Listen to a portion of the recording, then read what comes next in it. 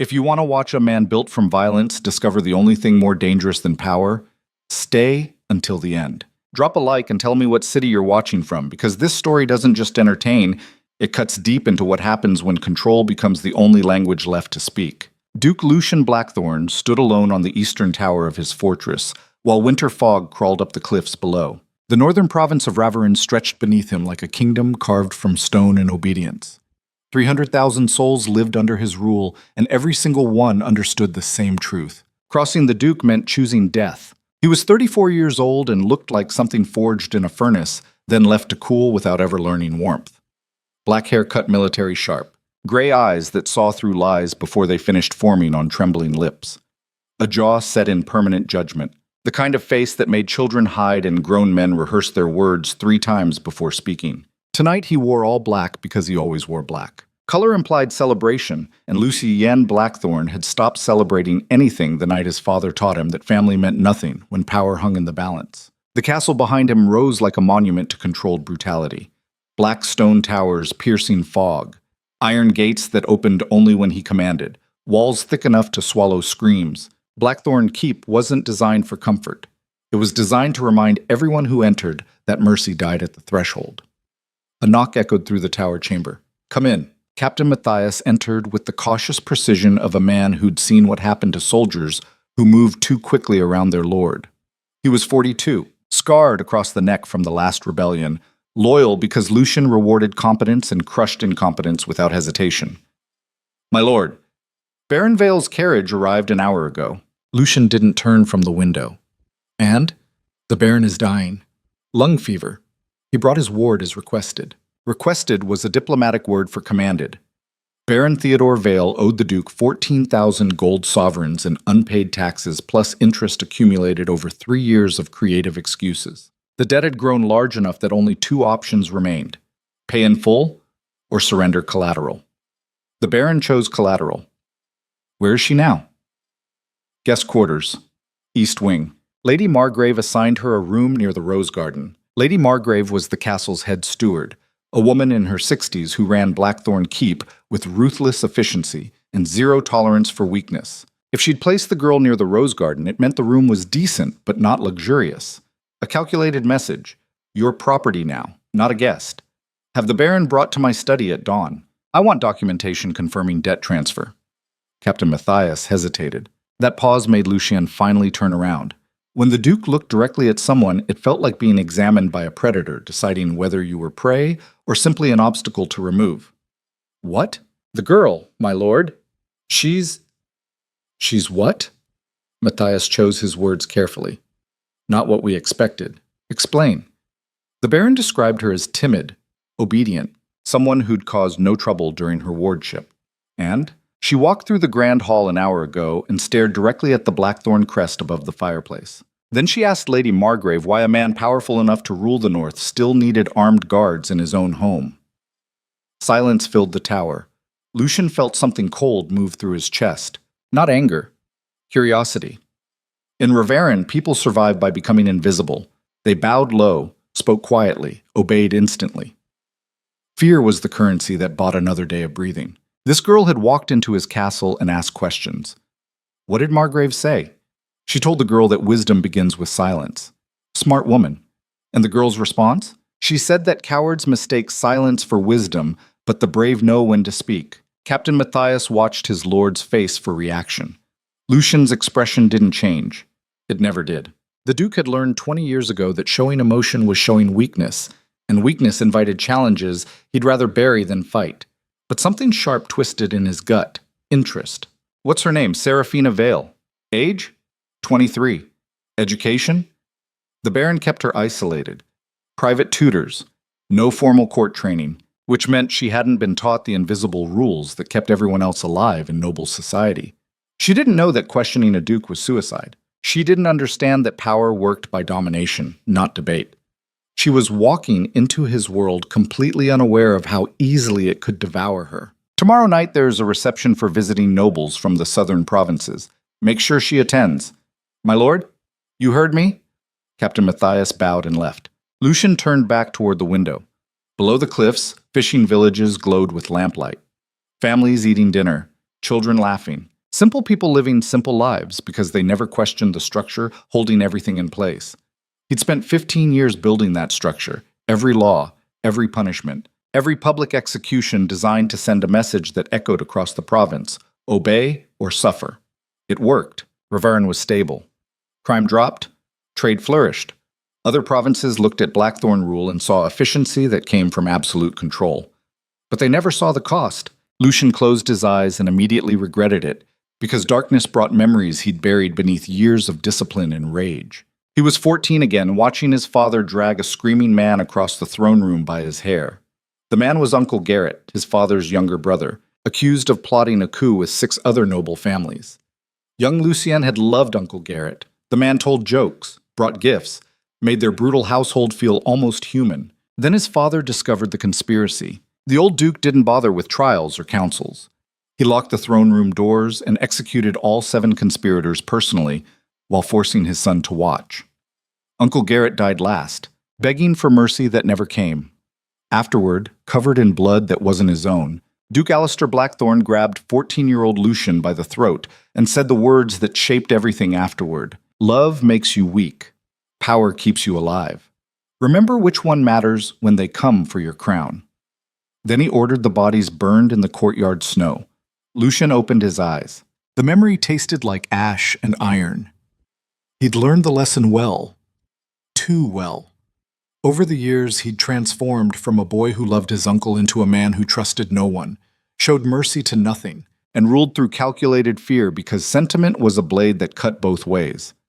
Riverine was stable now, but Lucian couldn't remember the last time he'd felt anything except cold satisfaction when his enemies fell. Seraphina Vale stood at the window of her assigned chamber watching storm clouds gather over the northern mountains. The room was elegant in the way that expensive things could be elegant without ever feeling warm. Silk curtains, carved furniture, a 4-poster bed with heavy blankets that smelled like lavender and something underneath it she couldn't identify.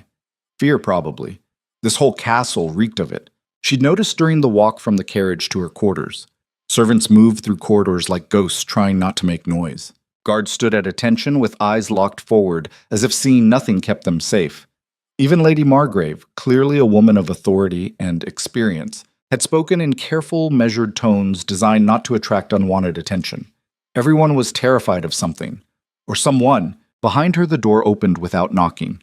Seraphina turned to find a girl, maybe 17 years old, carrying fresh towels and looking at the floor like it held secrets. "I brought linens, my lady." "Thank you. What's your name?" The girl froze. Her hands trembled slightly against the folded fabric. I shouldn't... It's a simple question." The girl's voice came out barely above a whisper. "Ilara." "Well, Ilara, I appreciate the linens. Do you work in the keep full-time?" Ilara nodded without looking up. "How long have you been here?" 3 years, my lady. Do you like it?" Finally, Ilara's eyes flicked upward for half a second. The confusion in them was genuine. The question clearly didn't make sense. "I serve the Duke, my lady. That's my purpose." "But do you enjoy the work?" "Enjoyment isn't... we're grateful for..." Seraphina walked closer and deliberately kept her voice gentle. "I'm not trying to trap you, Ilara. I'm just curious what life is actually like here." Ilara's entire body went rigid. She set down the towels with shaking hands and backed toward the door. "I should go. I have other duties." "Welcome to Blackthorn Keep, my lady." She practically fled. Seraphina stared at the closed door.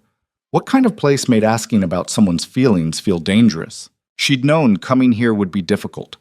Baron Vale, technically her guardian after her parents died 6 years ago, had warned her during the carriage ride north. Lucien Blackthorn was powerful, ruthless, unforgiving. The Baron owed money he couldn't pay, so Seraphina became collateral.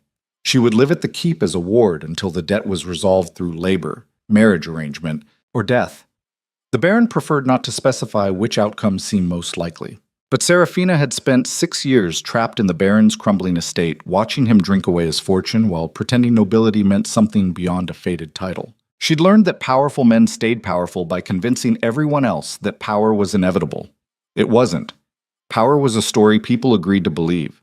And stories could be rewritten. A bell tolled somewhere deep in the castle. 9 chimes. Night settling over Riverine like a held breath. Seraphina returned to the window. Below in the courtyard, she could see guards changing shifts. 20 men moving in synchronized precision, every step measured, every movement controlled. One guard stumbled slightly, barely noticeable, and the captain immediately barked something sharp enough that the sound carried through glass and stone. The guard snapped back to perfect formation. This wasn't discipline, it was domination. And somewhere in this fortress of controlled violence ruled a man who'd built an entire province on making sure no one ever questioned his authority. Serafina smiled. She'd never been good at staying quiet.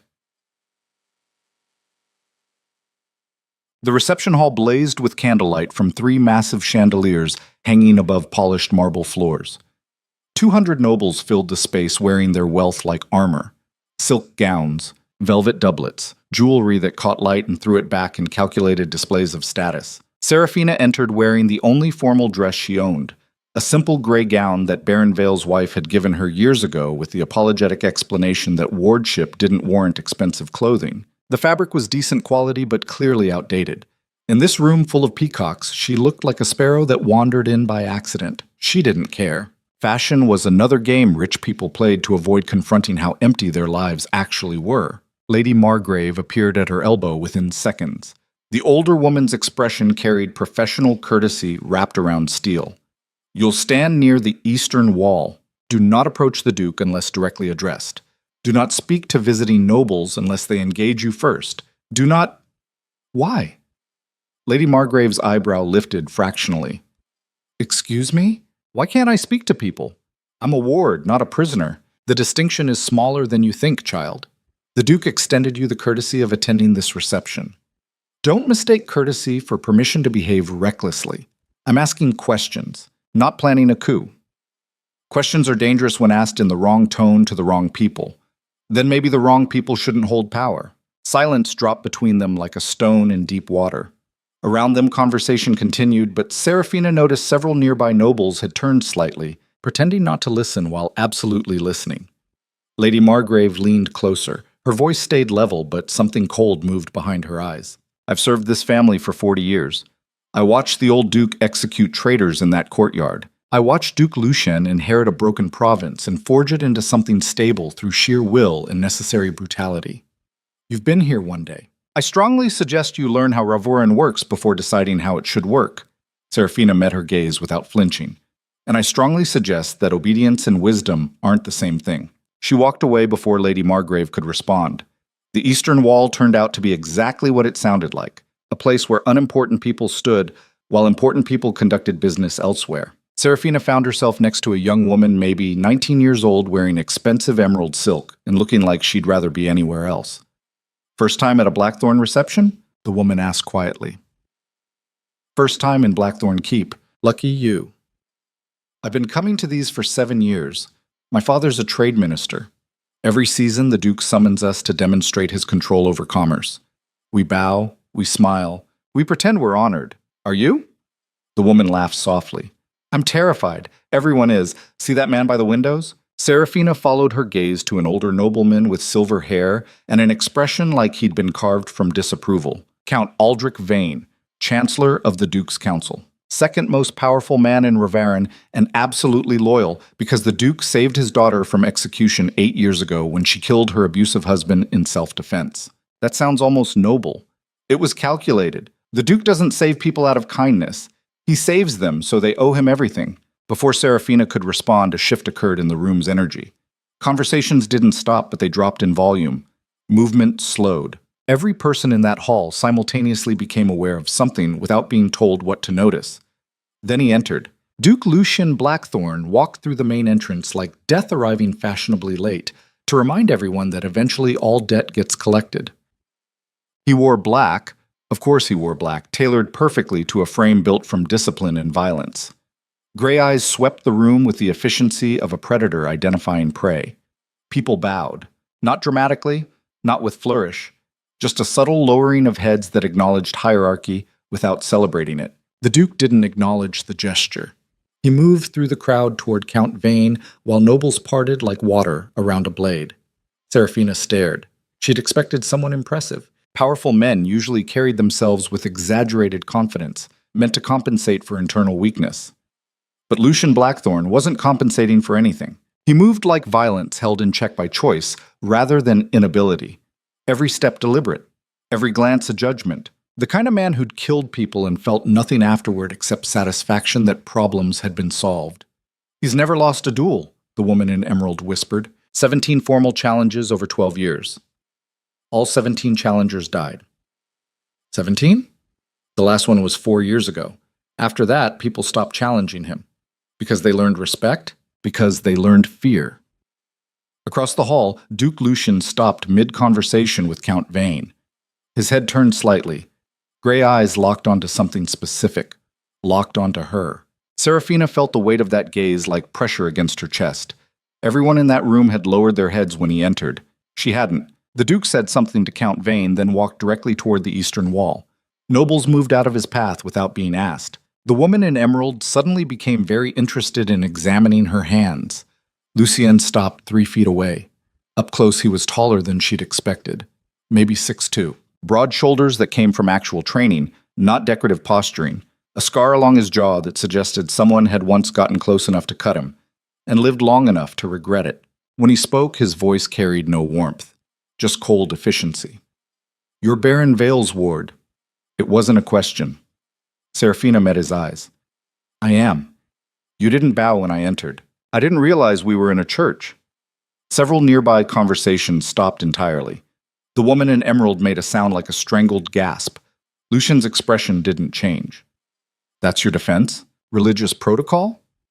"My defense is that respect should be earned through action, not demanded through tradition." Silence spread through the hall like spilled blood. Somewhere in the distance a glass broke and nobody moved to clean it. The Duke studied her with the same attention he might give a weapon he was deciding whether to use or discard. "You've been in my castle for 24 hours, and you've already questioned my steward, frightened my staff, and now you're lecturing me about respect in front of 200 nobles. Is that a question or an observation? It's a warning that I should bow next time. That you should understand what happens to people who mistake my patience for weakness." Serafina felt her pulse quicken, but kept her voice level. "And what happens?" Lucien leaned forwards just slightly, enough that only she could hear his next words. "They learned that in Ravarin, defiance is a luxury no one can afford." He straightened and walked away without waiting for response. The hall exhaled collectively. The woman in emerald grabbed Serafina's arm. "What is wrong with you? You just..." He could have... "I'm fine. You're insane. Nobody speaks to the Duke like that." Serafina watched Lucien disappear into the crowd. Her hands were shaking, but not from fear. From something else. Something that felt like fury and exhilaration mixed together. Maybe nobody should be that afraid of one man. The woman in emerald stared at her like she'd grown a second head. "You're going to die here. You understand that, right?" "Maybe." Serafina smiled. "But at least I won't die quiet." Go. 3 hours later, Lucien stood in his private study reviewing trade reports that required his signature. Numbers documenting grain shipments, iron production, tax collection, the machinery of governance that never stopped running, regardless of political drama or personal complications. He couldn't focus. His mind kept returning to the girl in the gray dress who'd stood in his reception hall and looked at him like he was human instead of hurricane. The door opened without knocking. Only one person had that privilege. Count Aldrich Vane entered carrying 2 glasses of whiskey. He was 63, silver-haired, sharp-minded, and one of the few people Lucien actually trusted because their loyalty was transactional rather than emotional. Vane owed him a debt that could never be fully repaid, and both men understood that debt created more reliable bonds than affection ever did. That was quite a performance tonight. Lucien accepted the whiskey. From who? The Vale girl. Half the court is gossiping about whether you'll have her executed or married by morning. Neither. Vane settled into his chair across from the desk. Then what? I haven't decided. That's unusual. You always decide immediately. Lucien drank. The whiskey burned appropriately. This is different. How? Most people who challenge me are trying to gain something. Power, reputation, leverage. She challenged me because she genuinely believes I'm wrong. Aldrich's eyebrow lifted. And that interests you? It confuses me. The Count laughed quietly. My lord, if I may speak plainly, you always do. Be careful. Confusion leads to curiosity. Curiosity leads to distraction. Distraction leads to weakness. I'm not weak. No. But you're human despite your best efforts. And humans make mistakes when they start seeing other humans as puzzles to solve instead of problems to eliminate. Lucian set down the glass harder than intended. What are you suggesting? That Baron Vale's debt is 14,000 sovereigns. Send the girl back to his estate and collect payment through property seizure. Clean, simple, done. And if she's already caused this much disruption in one day, then remove the disruption, meaning kill her. Vane's expression stayed neutral, meaning recognize that your attention is a resource and she's consuming more of it than her status warrants. Lucian stood and walked to the window. Below, night had settled fully over Ravarin, the province that he'd built through discipline, sacrifice, and ruthless efficiency.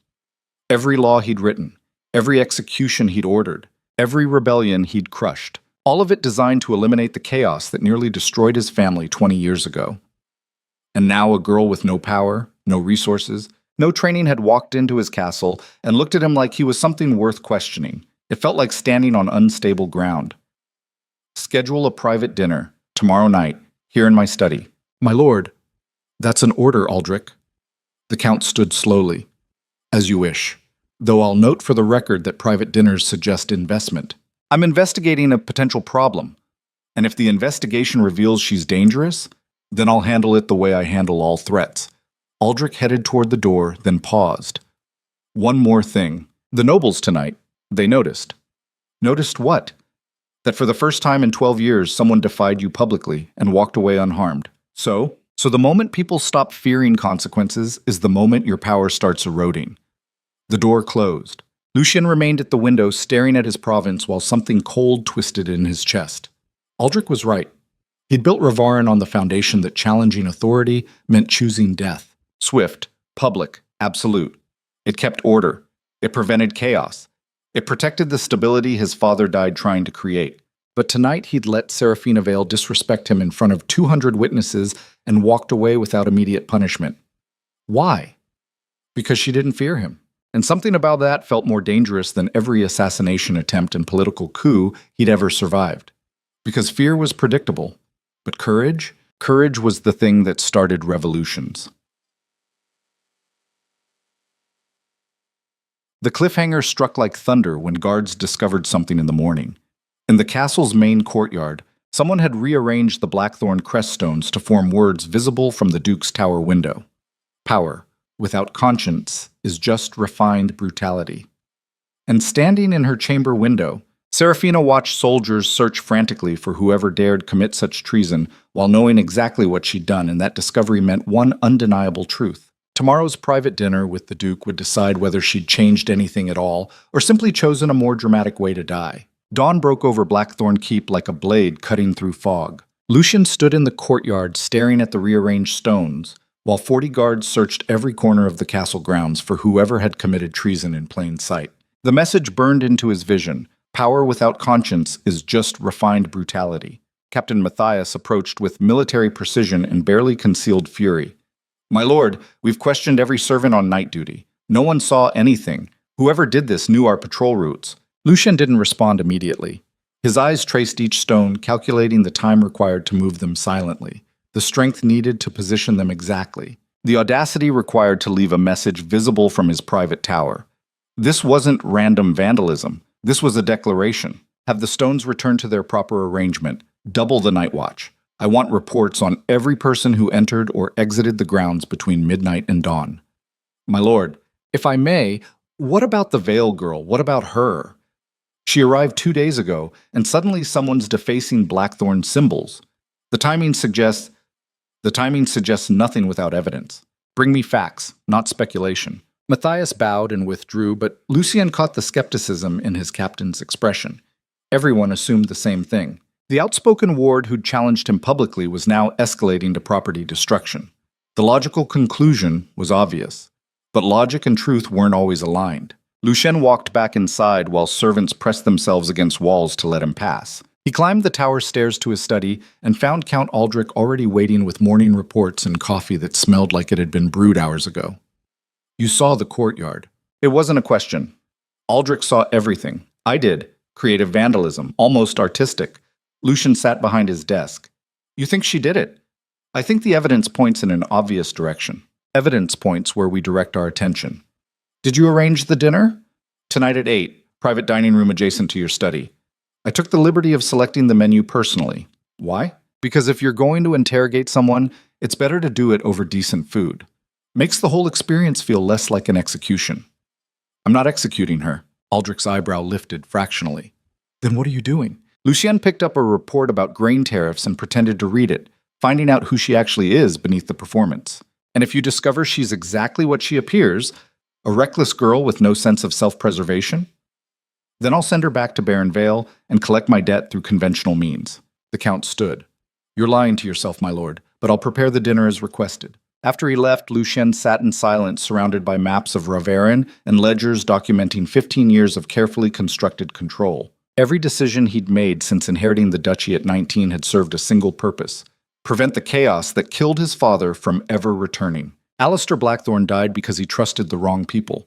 He showed mercy to family members who smiled while sharpening knives behind their backs. The coup attempt didn't succeed, but it fractured the province so severely that young Lucien inherited a kingdom on the edge of civil war. He'd spent 5 years brutally consolidating power, executing traitors, crushing dissent, building a system where fear prevented violence before it started. It worked. Ravaren was stable now, prosperous, safe. But somewhere along the way, he'd stopped distinguishing between necessary cruelty and habitual domination. And now a girl who should have been terrified was rearranging stones to call him a monster in public. The worst part? She wasn't wrong. Serafina spent the morning in the castle library pretending to read while actually studying everyone who entered. The library was enormous, 3 stories of books spiraling upward around a central atrium with natural light filtering through stained glass windows that turned everything amber and gold, beautiful and suffocating at the same time, like everything in this castle. She'd been here exactly 42 hours and already understood that Blackthorne Keep operated on invisible rules more rigid than actual law. Servants moved in predetermined patterns. Nobles spoke in coded language designed to convey meaning without risking offense. Everyone monitored everyone else because surveillance was survival. The entire structure was brilliant in its efficiency and horrifying in its implications. A young man entered the library carrying architectural drawings. He was maybe 25, dressed in practical clothing that suggested he actually worked instead of just attending parties. When he saw Serafina, he froze mid-step. She looked up from her book. Hello? The man glanced toward the door like he was calculating escape routes. My lady, I didn't realize anyone else was here. It's a library. People come here to read. Yes, of course. I'll use one of the upper-level tables. You can sit here if you want. I don't bite. He hesitated, then slowly approached. His movements reminded her of someone negotiating with a potentially dangerous animal. I'm Marcus, Royal Architect. I design fortifications and water systems. Serafina, Royal Ward. I design problems, apparently. Marcus almost smiled. Almost. Then caught himself. I heard about last night, the reception. Let me guess. Everyone's horrified I'm still breathing. More like everyone's confused. The Duke didn't have you thrown from the cliffs. Is that his usual approach to criticism? Marcus set down his drawings carefully. Duke Lucien doesn't tolerate criticism. He tolerates competence, loyalty, and obedience. Everything else is noise he eliminates. Sounds exhausting. For him or for everyone else? Both. Marcus studied her with genuine curiosity. Can I ask you something? Sure. Why did you do it? Challenge him in front of the entire court? You had to know how dangerous that was. Serafina closed her book. Because someone needed to. Because walking into a room full of terrified people pretending everything is fine felt worse than whatever punishment might follow honesty. So you're either incredibly brave or suicidally stupid. I know.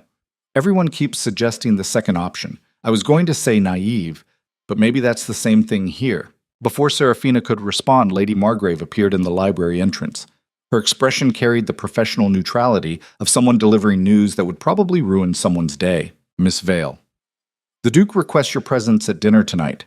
Private dining room, 8 o'clock. Marcus went very still. Serafina kept her voice level. That's not a request. No, it's not. Should I prepare any specific topics of conversation? Lady Margrave's mouth tightened almost imperceptibly. I'd recommend honesty. The Duke values directness over flattery. Even when directness leads to executions? Especially then. She left without further comment. Marcus started gathering his drawings with sudden urgency. I should go. I have measurements to review. You're leaving because I'm having dinner with the Duke? I'm leaving because private dinners at Blackthorn Keep usually end one of two ways. Either you emerge with new status, or you don't emerge at all. Which do you think will happen to me? Marcus looked at her with something that might have been pity. Honestly? I think you're the first person in 15 years who doesn't already know the answer. 8 o'clock arrived faster than Serafina expected. She wore the same gray dress because it was the only formal option available.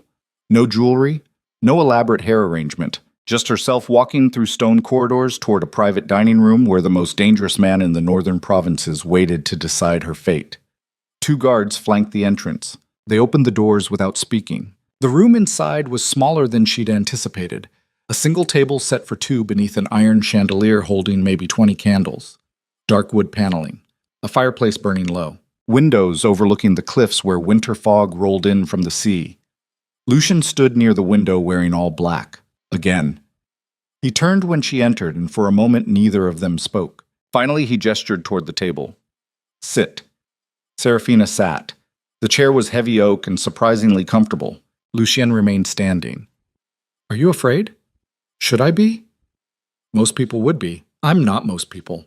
No, you're definitely not. He moved to the opposite chair and sat with controlled precision. A servant appeared from a side door carrying wine and appetizers, some kind of roasted vegetables with herbs that smelled better than anything Serafina had eaten in months. The servant poured wine and vanished. Lucien didn't touch his glass. Tell me about the courtyard. Serafina met his eyes.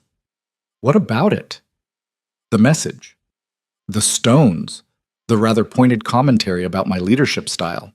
You think I did that? Everyone thinks you did that? What do you think? Lucien leaned back slightly. I think you're smart enough to make a statement and reckless enough not to care about consequences. I think you've been here 2 days and already decided I'm a tyrant worth opposing. I think the timing is suspicious and the message aligns perfectly with your demonstrated opinions. That's not an answer. No, it's an observation. Here's my answer. I don't know if you did it, but I know you're capable of it. Serafina reached for her wine. If I had done it, would we be having dinner or would I be in your dungeons? We don't have dungeons. Too medieval. We have cells beneath the eastern tower with adequate ventilation and surprisingly clean conditions. How progressive. I prefer efficient. Serafina drank. The wine was excellent. So why am I here? Because I want to understand what you actually want. Want? Everyone wants something. Power, money, status, revenge. You arrived as collateral for a debt and immediately started challenging every structure in place. That suggests agenda. Or it suggests I don't like watching people suffer under systems designed to keep them obedient. Lucien's expression didn't change, but something shifted in his eyes. Suffering is subjective. So is tyranny. Is that what you think I am? A tyrant? I think you're a man who learned that control prevents chaos and decided that justifies everything else. And what's wrong with preventing chaos? Nothing. Unless the prevention becomes worse than the chaos itself. Silence settled between them. Outside the window, waves crashed against cliffs hundreds of feet below. The sound filtered through stone like distant thunder. Lucien finally reached for his wine. You don't know what this province was like before I took power. You didn't see the riots, the assassinations. Noble families butchering each other in the streets, while innocent people starved because trade collapsed and infrastructure fell apart. So you saved everyone through fear. I saved everyone through structure. Fear is just the enforcement mechanism. And how many people have you killed to maintain that structure? Lucien's jaw tightened fractionally, enough to prevent thousands more from dying in civil war. Serafina set down her glass. Do you actually believe that? Or is that what you tell yourself so you can sleep at night? The temperature in the room dropped 10 degrees. Lucien stood slowly. This dinner was meant to determine whether you're dangerous or just naive. I'm starting to lean toward dangerous. Because I'm asking questions? Because you're asking questions designed to expose weaknesses in a system that's kept this province stable for 15 years. Maybe the system has weaknesses worth exposing. Lucien walked to the window. His back was rigid with controlled tension.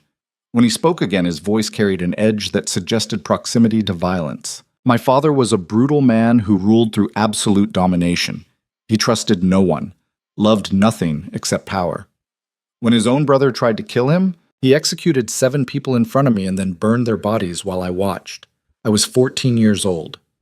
Serafina stayed silent. He died 3 years later when the province erupted into civil war. I inherited a kingdom tearing itself apart. I was 19, untested, surrounded by people who saw weakness they could exploit. So I made a choice. I could try to rule through honor and watch everything collapse, or I could rule through fear and build something that lasted. And you chose fear. I chose survival. He turned around. The candlelight caught the scar along his jaw. Every execution I've ordered, every harsh law I've enforced, every moment of cruelty I've allowed, all of it served a purpose. Reverin is stable now. People live without constant war. Trade flourishes.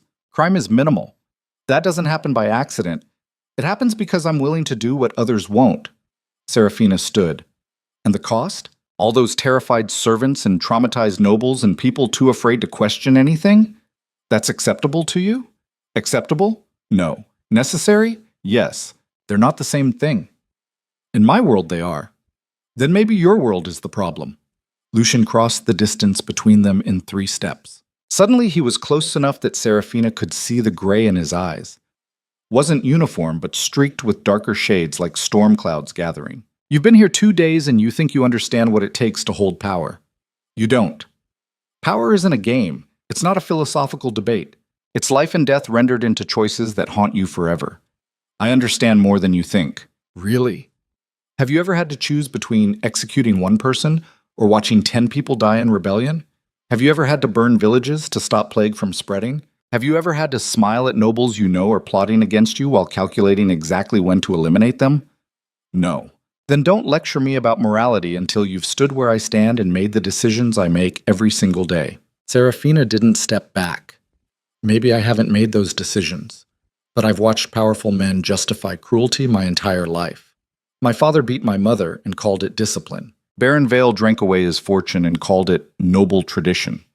You rule through fear and call it stability. Different words, same corruption. It's exactly the same. You're just better at it. Lucian's hand shot out and gripped her wrist. Not violently, not painfully, but with enough pressure that Serafina felt the strength behind his control. Careful. Or what? You'll prove my point by hurting me. His grip loosened immediately. He stepped back like she'd burned him. Get out. What? Get out of this room before I do something we'll both regret. Serafina rubbed her wrist. You asked me here to find out who I am. Now you know. I'm someone who won't pretend your cruelty is wisdom just because it's efficient. She walked toward the door, then paused. For what it's worth, I believe you saved Reverin. I believe you did what you thought was necessary. But somewhere along the way, you stopped questioning whether necessary was the same as right. The door closed behind her. Lucian stood alone in the dining room, surrounded by untouched food and burning candles. His hand trembled slightly, something that hadn't happened in years. She'd looked at him like he was human, not a duke, not a tyrant, not a symbol of power. Human. And somehow that felt more dangerous than every assassination attempt he'd survived combined. 3 days passed. Serafina didn't see the Duke again, but she felt his presence everywhere. Guards watched her movements. Servants reported on her conversations. Even Marcus the architect stopped visiting the library when she was there. The entire castle had decided she was dangerous. They weren't wrong. On the 4th morning, Lady Margrave summoned her to the administrative wing. The older woman's expression carried professional neutrality, stretched thin over something that might have been concern. The Duke has made a decision regarding your wardship. Serafina's pulse quickened. And you're being assigned official duties, educational oversight for the castle's children, 3 hours daily. You'll report to Sister Catherine in the Western Tower. That's not a punishment. No, it's not. Serafina studied her face. Why would he give me responsibilities after I challenged him publicly and insulted him privately? Lady Margrave's mouth tightened. Because Duke Lucien is more complicated than you give him credit for. He values competence even when it comes wrapped in defiance. Or he's keeping me close to monitor threats.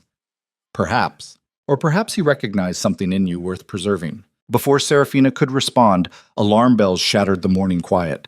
Deep iron clangs that echoed through stone corridors like heartbeats of a dying giant. Lady Margrave went pale. That's the emergency signal. They ran toward the main hall where chaos erupted in controlled bursts, guards mobilizing. Servants evacuating to interior chambers. Nobles demanding information in panicked voices. Captain Matthias stood at the center barking orders. All non-essential personnel to safe rooms. Combat units to defensive positions. Someone find the Duke immediately. Serafina grabbed a passing guard. What's happening? The guard's face was rigid with fear. Rebellion forces. House Viridian brought an army. They're at the main gates. How many? The guard swallowed hard. Thousands. Across the hall, Lucian appeared through the crowd like a blade cutting through fog. He wore armor now, black plate etched with the Blackthorn crest. A sword hung at his hip that looked like it had tasted blood recently and wouldn't mind more. His eyes swept the chaos, then locked onto Serafina. For one impossible moment, everything else disappeared. Then he turned to Captain Matthias. How long until they breach the outer walls? 20 minutes if they have siege equipment, maybe less. Evacuate all non-combatants to the inner keep. Seal the secondary entrances. I want archers on every tower and oil ready to pour when they reach the gates. My lord, this is a coordinated assault. Viridian didn't march an army here without inside help. Someone gave them our defensive positions. Lucien's expression went cold as winter death. Then we have a traitor. Find them, now. Matthias ran. Lucien started toward the armory, then stopped. He looked back at Serafina standing alone while nobles fled around her. You should evacuate with the others. And hide while people die defending this castle? This isn't your fight. Serafina walked closer. You're right, it's not. But I'm not hiding while... An explosion shook the foundations. Somewhere outside, fire bloomed orange against gray sky. Screams echoed through stone. Lucian grabbed her arm and pulled her toward the interior corridors. Move, now. I can help. You can survive. That's the only thing that matters right now. They ran through hallways filling with smoke while the sounds of war crescendoed outside. Lucien pulled her into a hidden passage behind a tapestry that depicted the first Blackthorn Duke claiming the northern provinces through conquest. Inside the passage was narrow and dark. Lucien faced her. His voice dropped to something raw beneath the command. Listen to me carefully. This passage leads to the underground waterways. Follow them west until you reach the cliffs. There's a boat hidden in the caves. Take it. Row south until you reach Merchant's Landing. From there, I'm not running. Serafina, I'm not running while you fight a war that might have started because of me.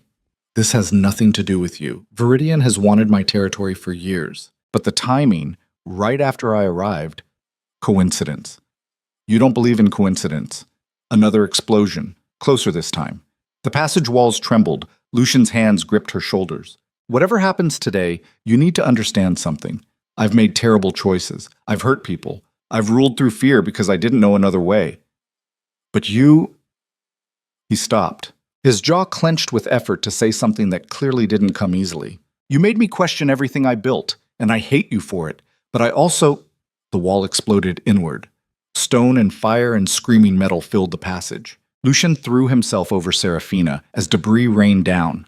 When the dust cleared, they were both alive but trapped. Trapped with enemy soldiers pouring through the breach carrying swords still wet from killing Blackthorn guards. The leader was a man maybe 40 years old wearing House Viridian colors, green and gold. He smiled when he saw Lucien. Duke Blackthorn. How convenient. We were going to siege the keep for days. Instead, you delivered yourself like a gift. Lucien stood slowly. His hand went to his sword. The Viridian captain laughed. 6 against 1. Even for you, those are bad odds. Lucien drew his blade. Then you better kill me fast because I'm taking at least 4 of you with me. Serafina's mind raced. 6 soldiers. 1 escape route. No weapons, except... Her hand closed around a piece of broken stone. Sharp edges. Maybe 2 pounds. Not much. But enough. She stood.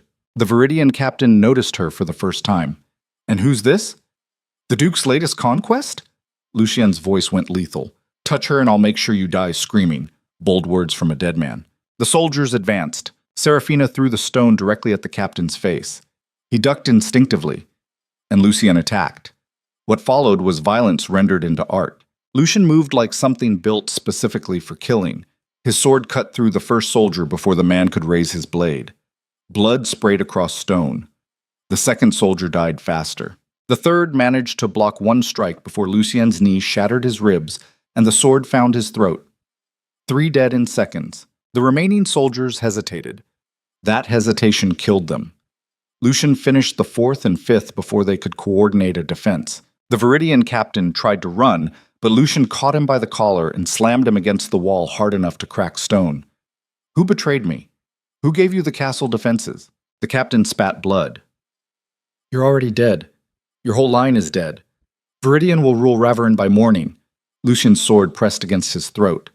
Names. Now. The captain smiled through broken teeth. Go to hell. Lucian drove the blade home. The body dropped. Silence filled the passage except for heavy breathing and the distant sounds of ongoing battle. Lucian turned. Blood covered his armor, his face, his hands. Seraphina stood frozen. He crossed to her in 2 steps. Are you hurt? I'm fine. His hands checked her for injuries with clinical precision. No cuts. No burns. Good. You just killed 6 people. I've killed more than 6 people. I mean right now. In front of me. Lucian's gray eyes met hers. This is who I am, Seraphina. This is what I do. I'm not a philosopher debating ethics in comfortable rooms. I'm a weapon built to protect what I claim is mine. The castle shook again. We need to move. More will come. He grabbed her hand and pulled her deeper into the passages while war consumed Blackthorn Keep above them. And Seraphina realized with absolute clarity that everything had just changed. Because the man she'd challenged over dinner had just killed to protect her without hesitation. And somewhere in the smoke and blood and chaos, she'd stopped seeing him as the enemy and started seeing him as something infinitely more dangerous. Someone worth saving, even if saving him meant walking straight into the fire herself. The underground passages smelled like salt water and old blood. Lucian pulled Seraphina through darkness, lit only by occasional torch sconces mounted in stone walls that hadn't seen maintenance in decades. Behind them, the sounds of battle grew more distant but no less terrible. Screams, metal on metal, the deep bass rumble of collapsing structures. Reverin was burning and Lucian couldn't stop moving long enough to watch it die. His mind calculated while his body operated on instinct honed through years of combat. 6 soldiers dead in the passage. That meant Viridian knew about the hidden routes, which meant someone inside Blackthorn Keep had provided detailed architectural intelligence, which meant the traitor wasn't just feeding information. They'd been planning this assault for months. How many more would come through those passages? How many loyal guards were already dead? How long before the inner keep fell and everything he'd built collapsed into the same chaos that killed his father? Seraphina stumbled and Lucian caught her without breaking stride. Keep moving. Where are we going? War room. Eastern wing. If we can reach it before Viridian takes the main corridors, we might salvage this. Salvage what? They brought an army. Then I'll kill an army? His voice carried absolute certainty. Not bravado. Just cold calculation. He'd killed before. He'd kill again. Mathematics rendered into violence. They emerged from these passages into a corridor Lucian recognized, 2 levels below the grand hall. Smoke drifted through the air, carrying the acrid stench of burning wood, and something worse. Burning flesh, probably. Bodies left in hallways after soldiers swept through eliminating resistance. Lucian moved faster. The war room door appeared ahead, reinforced oak banded with iron. Still intact, still defendable. He reached for the handle and froze. Blood pooled beneath the door, fresh, still spreading. Behind him, Seraphina saw it too. Her breath caught. Lucian drew his sword and kicked the door open. The war room looked like an abattoir. 5 bodies sprawled across the floor in positions that told the story of their death. Captain Matthias lay near the central table with his throat cut ear to ear.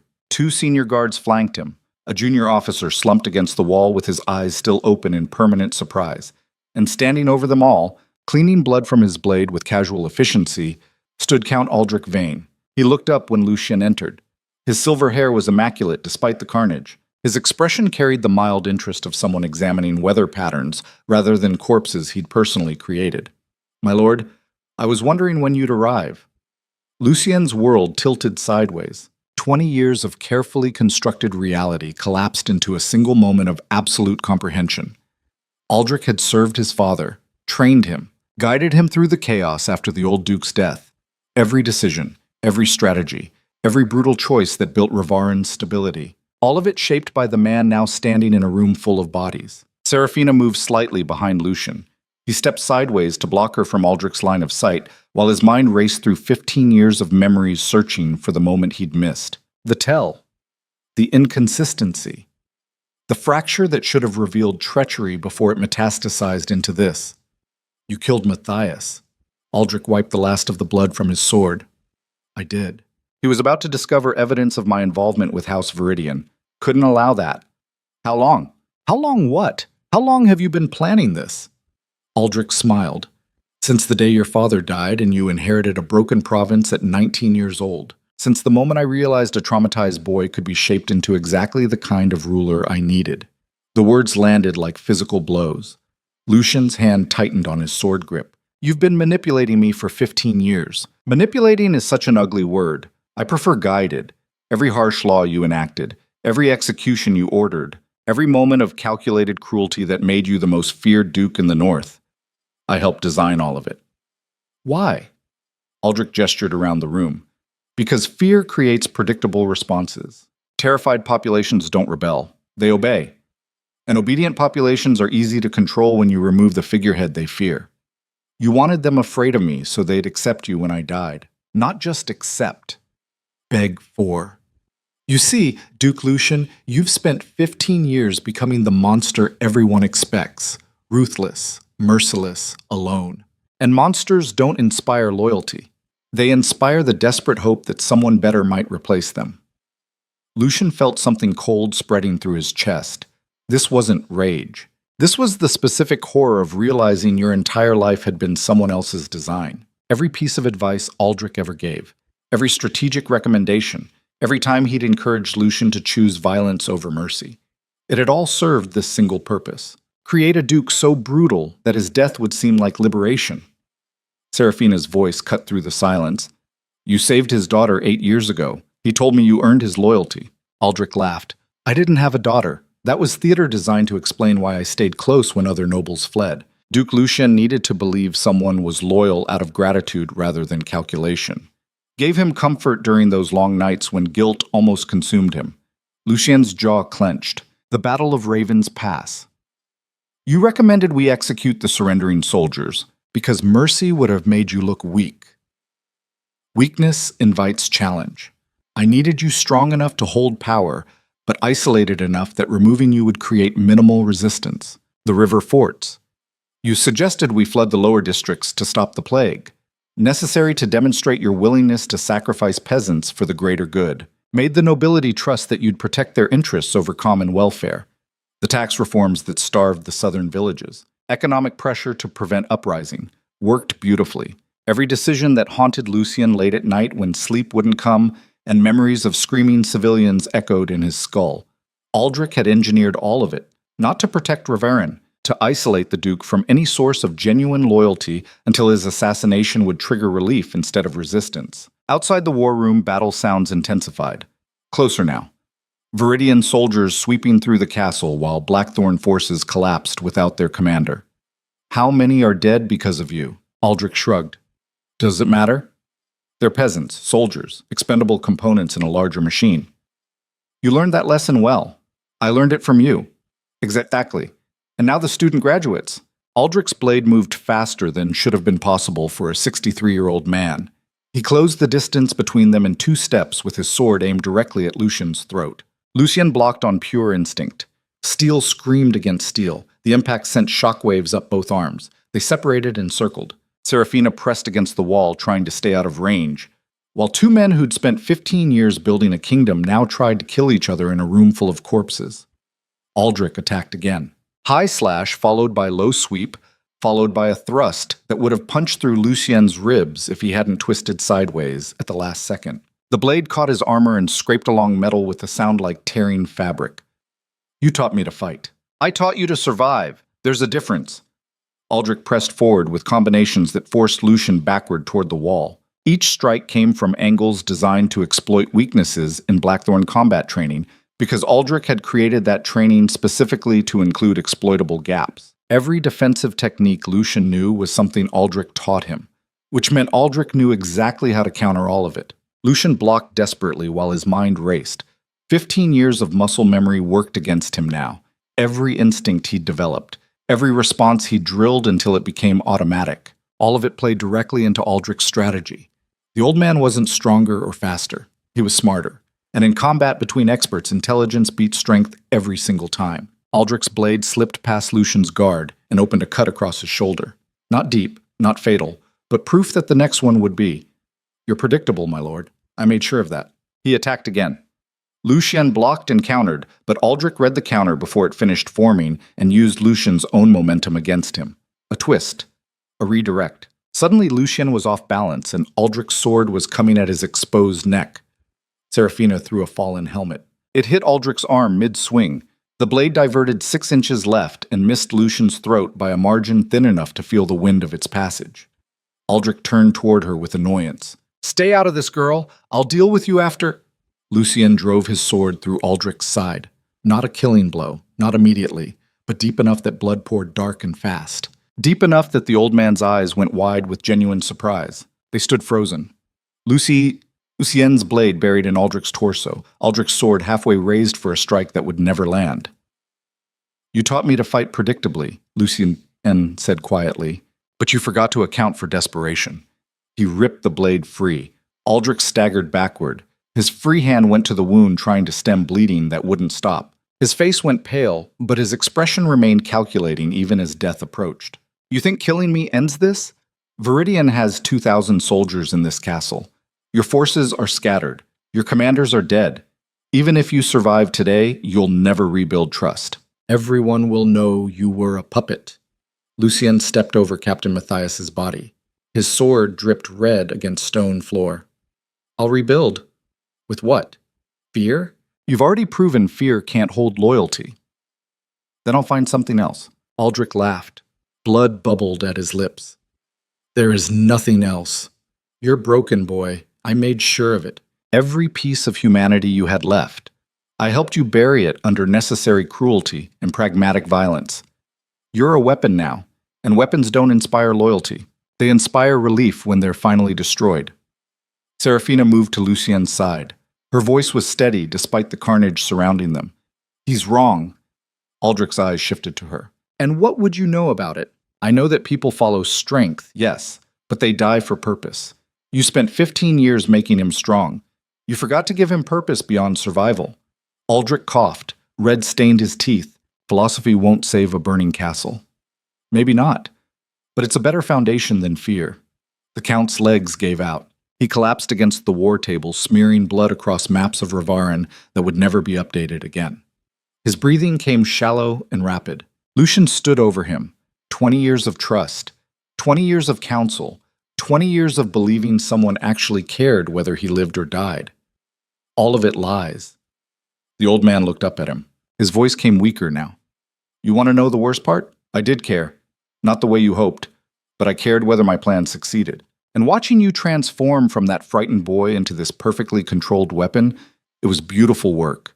You destroyed me. I created you. Without me, you'd have died in the chaos following your father's assassination. Weak, forgotten, meaningless. I'd have been human." Aldrich smiled one last time. "Humanity is overrated." He died. Silence filled the war room except for distant battle sounds and Seraphina's quiet breathing beside him. Lucian stared at the body of the man who'd shaped his entire adult life. Every choice, every value, every belief about how power worked and what leadership required. All of it contaminated by manipulation so deep he couldn't distinguish which parts were actually his own thoughts versus planted suggestions that metastasized into conviction. How much of the Duke of Blackthorn was real and how much was Aldrich's construction? The question threatened to tear him apart. Seraphina's hand found his, small, warm, alive. "We need to move. Viridian soldiers will be here any minute." Lucian looked down at their joined hands. Such a simple gesture. Such an impossible vulnerability in a world built on domination and isolation. He'd spent 15 years refusing exactly this kind of connection, because Aldrich taught him that attachment was weakness, and weakness killed. But Aldrich was dead now, and the castle was burning. And every structure Lucian had built was collapsing into rubble and smoke. Maybe weakness was the only thing left worth trying. His fingers tightened around hers. The southern tower. "There's an emergency command post. If any loyalists survived, they'll regroup there." They ran. Montante. The southern tower had become a fortress within a fortress. 40 soldiers held the lower levels against Viridian forces trying to breach from 3 different directions. Arrows flew, swords clashed, men screamed, blood painted stone. Lucien and Serafina arrived through a maintenance shaft that emerged behind friendly lines. The soldiers' faces, when they saw their duke alive, showed relief so profound it looked like grief. A lieutenant named Castor took command of the immediate perimeter. He was 30, scarred, competent. One of the few officers Lucien actually trusted because the man never spoke unless he had something worth saying. My lord, Captain Matthias is dead. Count Vane is missing. We've lost control of the main keep and Viridian forces outnumber us 5-1. Lucien surveyed the defensive positions. How long can you hold this tower? Maybe 2 hours. After that, they'll break through or burn us out. 2 hours. Enough time for what he needed to do, barely. Evacuate all non-combatants through the cliff passages. Send them to the coastal villages with orders to scatter inland. I want every civilian out of this castle before Viridian takes it completely. And us, my lord? We hold until evacuation completes. Then we collapse the tower and bury as many enemy soldiers as possible in the rubble. Castor's expression didn't change. That's a suicide order. Yes, it is. Anyone who wants to leave can go now. No judgment, no consequences. Nobody moved. The soldiers stared at Lucien with something that looked different than fear, different than obedience, something that might have been actual loyalty earned through shared danger rather than enforced through terror. It felt strange. Castor nodded once. We hold for 2 hours. Lucien turned to Serafina. You're evacuating with the others. No, this isn't negotiable. You're right. It's not. I'm staying. Serafina, she stepped closer. Her voice dropped low enough that only he could hear. You just discovered that your entire life was someone else's manipulation. Your castle is burning, your people are dying, your system is collapsing. If you think I'm leaving you alone right now, you don't know me at all. Lucien felt something crack inside his chest. Some carefully maintained wall that had held for so long he'd forgotten it was there. Behind it was grief, rage, fear. All the emotions he'd buried under necessary cruelty and pragmatic violence because Aldrich taught him feelings were weaknesses to eliminate. But Aldrich was dead, and the walls were breaking. I don't know how to do this differently. Do what? Lead without fear, rule without domination, trust without calculating betrayal probabilities. Then learn. How? By starting with one person and seeing what happens. One person. Me. Outside the tower, Viridian forces launched another assault. Battering rams hammered against reinforced doors. Ladders scraped against walls. Fire arrows arced through smoke-filled air. The battle intensified. Lucien grabbed a bow from a fallen soldier and moved to the windows. Below, Viridian troops swarmed across the courtyard in organized waves. Professional military executing coordinated siege tactics. They'd done this before. Probably trained for months specifically to break Blackthorn defenses. He started shooting. Each arrow found a target. Throat, eye, gap in armor. 15 years of combat training rendered into mechanical precision. Bodies dropped. Viridian officers shouted orders trying to identify the sniper position. More soldiers poured forward to replace the dead. Endless. Serafina appeared beside him carrying bandages and medical supplies scavenged from storage. She moved between wounded soldiers treating injuries with steady hands that suggested she'd done this before. Where did you learn field medicine? Baron Vale's estate had no doctor. Someone had to treat injuries when servants got hurt. She wrapped a tourniquet around a soldier's leg while he screamed, tight, professional. Then moved to the next casualty without hesitation. Lucien shot another enemy soldier, 23 dead by his count, meaningless in the larger mathematics of 2,000 attackers versus 40 defenders. They were losing, slowly, expensively, but absolutely. The question wasn't whether Viridian would take the castle. The question was how many would die before it fell, and whether any meaningful resistance could survive long enough to mount future opposition. Lieutenant Castor appeared covered in blood that mostly wasn't his. Civilians are through the passages. Last group left 5 minutes ago. Good. Seal the exits behind them. I don't want Viridian tracking evacuees. Already done, my lord. Lucien lowered his bow. How many defenders left? 32. Everyone else dead or too wounded to fight. 32 soldiers holding a tower against an army. The mathematics screamed inevitable defeat. Prepare the collapse charges. When Viridian breaks through the lower level, we bring the whole structure down on their heads. Castor hesitated. My lord, if we collapse the tower with us inside. I know what happens. That's the point. And you, my lord, I stay with my soldiers. If Raverin falls, it falls with its duke, fighting to the end. The lieutenant's throat worked. After a moment, he saluted properly. Formal military precision that Lucien hadn't seen directed at him with genuine respect in years. It has been an honor serving you. Castor left before Laotian could respond. Seraphina finished bandaging the last wounded soldier and stood. Her dress was ruined with blood and ash. Her hair had come loose from its pins. She looked like someone who'd walked through war and somehow remained standing, beautiful and terrible at the same time. You should have evacuated, probably. Why didn't you? Because 15 years ago, someone taught you that being alone made you strong. And you believed it because the alternative was trusting people who might betray you. But that man is dead now. And maybe it's time to learn that strength doesn't always mean standing alone. Lucian set down the bow. Every part of him was trained to reject vulnerability, to maintain distance, to treat people as either useful tools or potential threats. But the castle was burning, and his army was dying, and everything he'd built on fear was collapsing into ash. Maybe different was the only option left. He crossed to her in 3 steps and kissed her. Not gently, not carefully. Like a man drowning, and she was air. Seraphina froze for half a heartbeat, then kissed him back with equal desperation, her hands fisted in his armor, his fingers tangled in her hair. Around them, the tower shook with impacts and men died screaming, but for one impossible moment, none of it mattered except this. Connection, raw, undefended, human.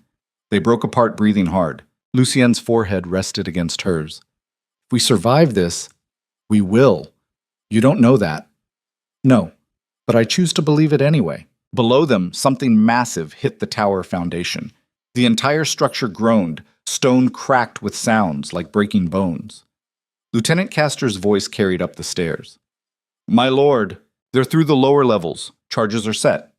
Lucian pulled back, looked into Seraphina's eyes one last time. Then he made a choice that would have been impossible 24 hours ago. Castor, delay the collapse. My lord, get everyone to the roof. We're not dying here. Sir, there's no escape from the roof. I know, we're not escaping. Understanding dawned on Castor's face. You're surrendering. The word tasted like poison. Lucian had spent 15 years refusing to surrender anything. Territory, pride, control. The idea of bending knee to anyone violated every instinct Aldrich had cultivated, but Aldrich was dead, and 32 soldiers didn't deserve to die for a duke's pride. Get to the roof, display Blackthorn colors. When Viridian reaches us, I'll negotiate terms. My lord, Viridian doesn't want negotiations. They want your head.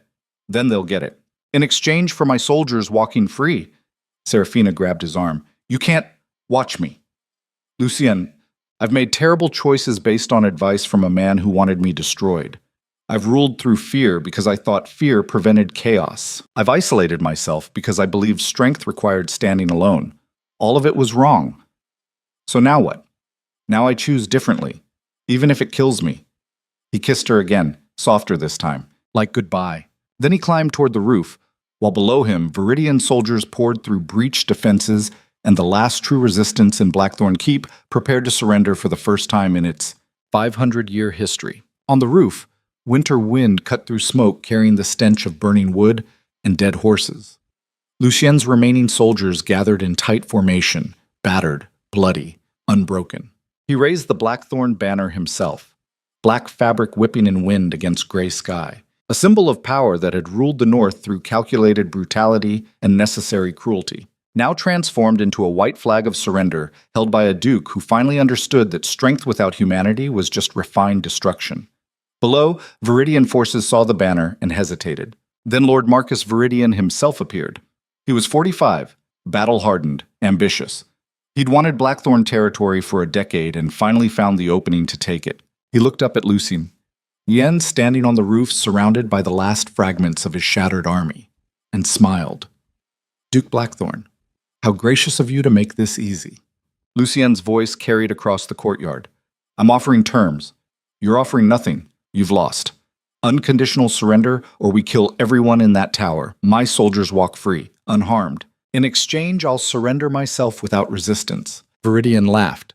Why would I accept those terms when I can simply kill you all? Because 32 soldiers won't stop fighting until you've lost 200 men digging them out of that tower. And because the story of how the ruthless Duke of Blackthorn died protecting his people is a lot more dangerous to you than the story of a tyrant executed for his crimes. The courtyard went quiet. Viridian studied him with calculating eyes. You've ruled through fear for 15 years. Why the sudden conscience? Because I finally learned the difference between strength and brutality. Viridian considered. Around him, his officers waited for orders. Finally, he nodded. Your soldiers walk free. You surrender unconditionally. No weapons, no armor. On your knees in this courtyard within 10 minutes, or I burn that tower with everyone inside. Agreed. Lucien turned to his remaining troops. You heard him. Get out. Scatter. Survive. My lord. Lieutenant Castor started. That's an order. We won't abandon... You're not abandoning me. You're honoring my last command as your duke. Now go. The soldiers hesitated.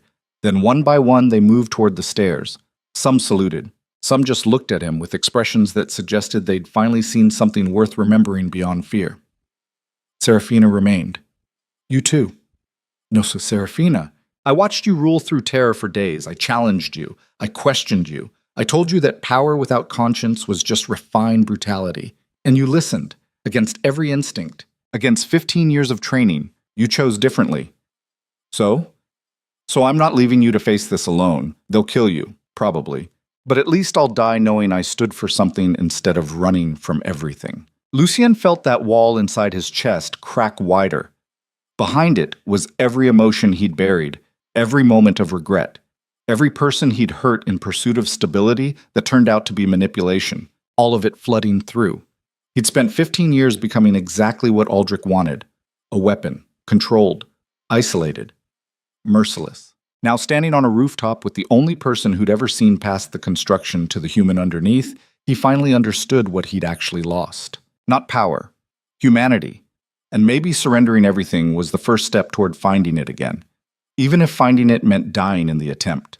They descended together while Blackthorn Keep burned around them, and the last duke of a shattered dynasty walked toward execution, knowing that sometimes the bravest choice wasn't fighting to the bitter end.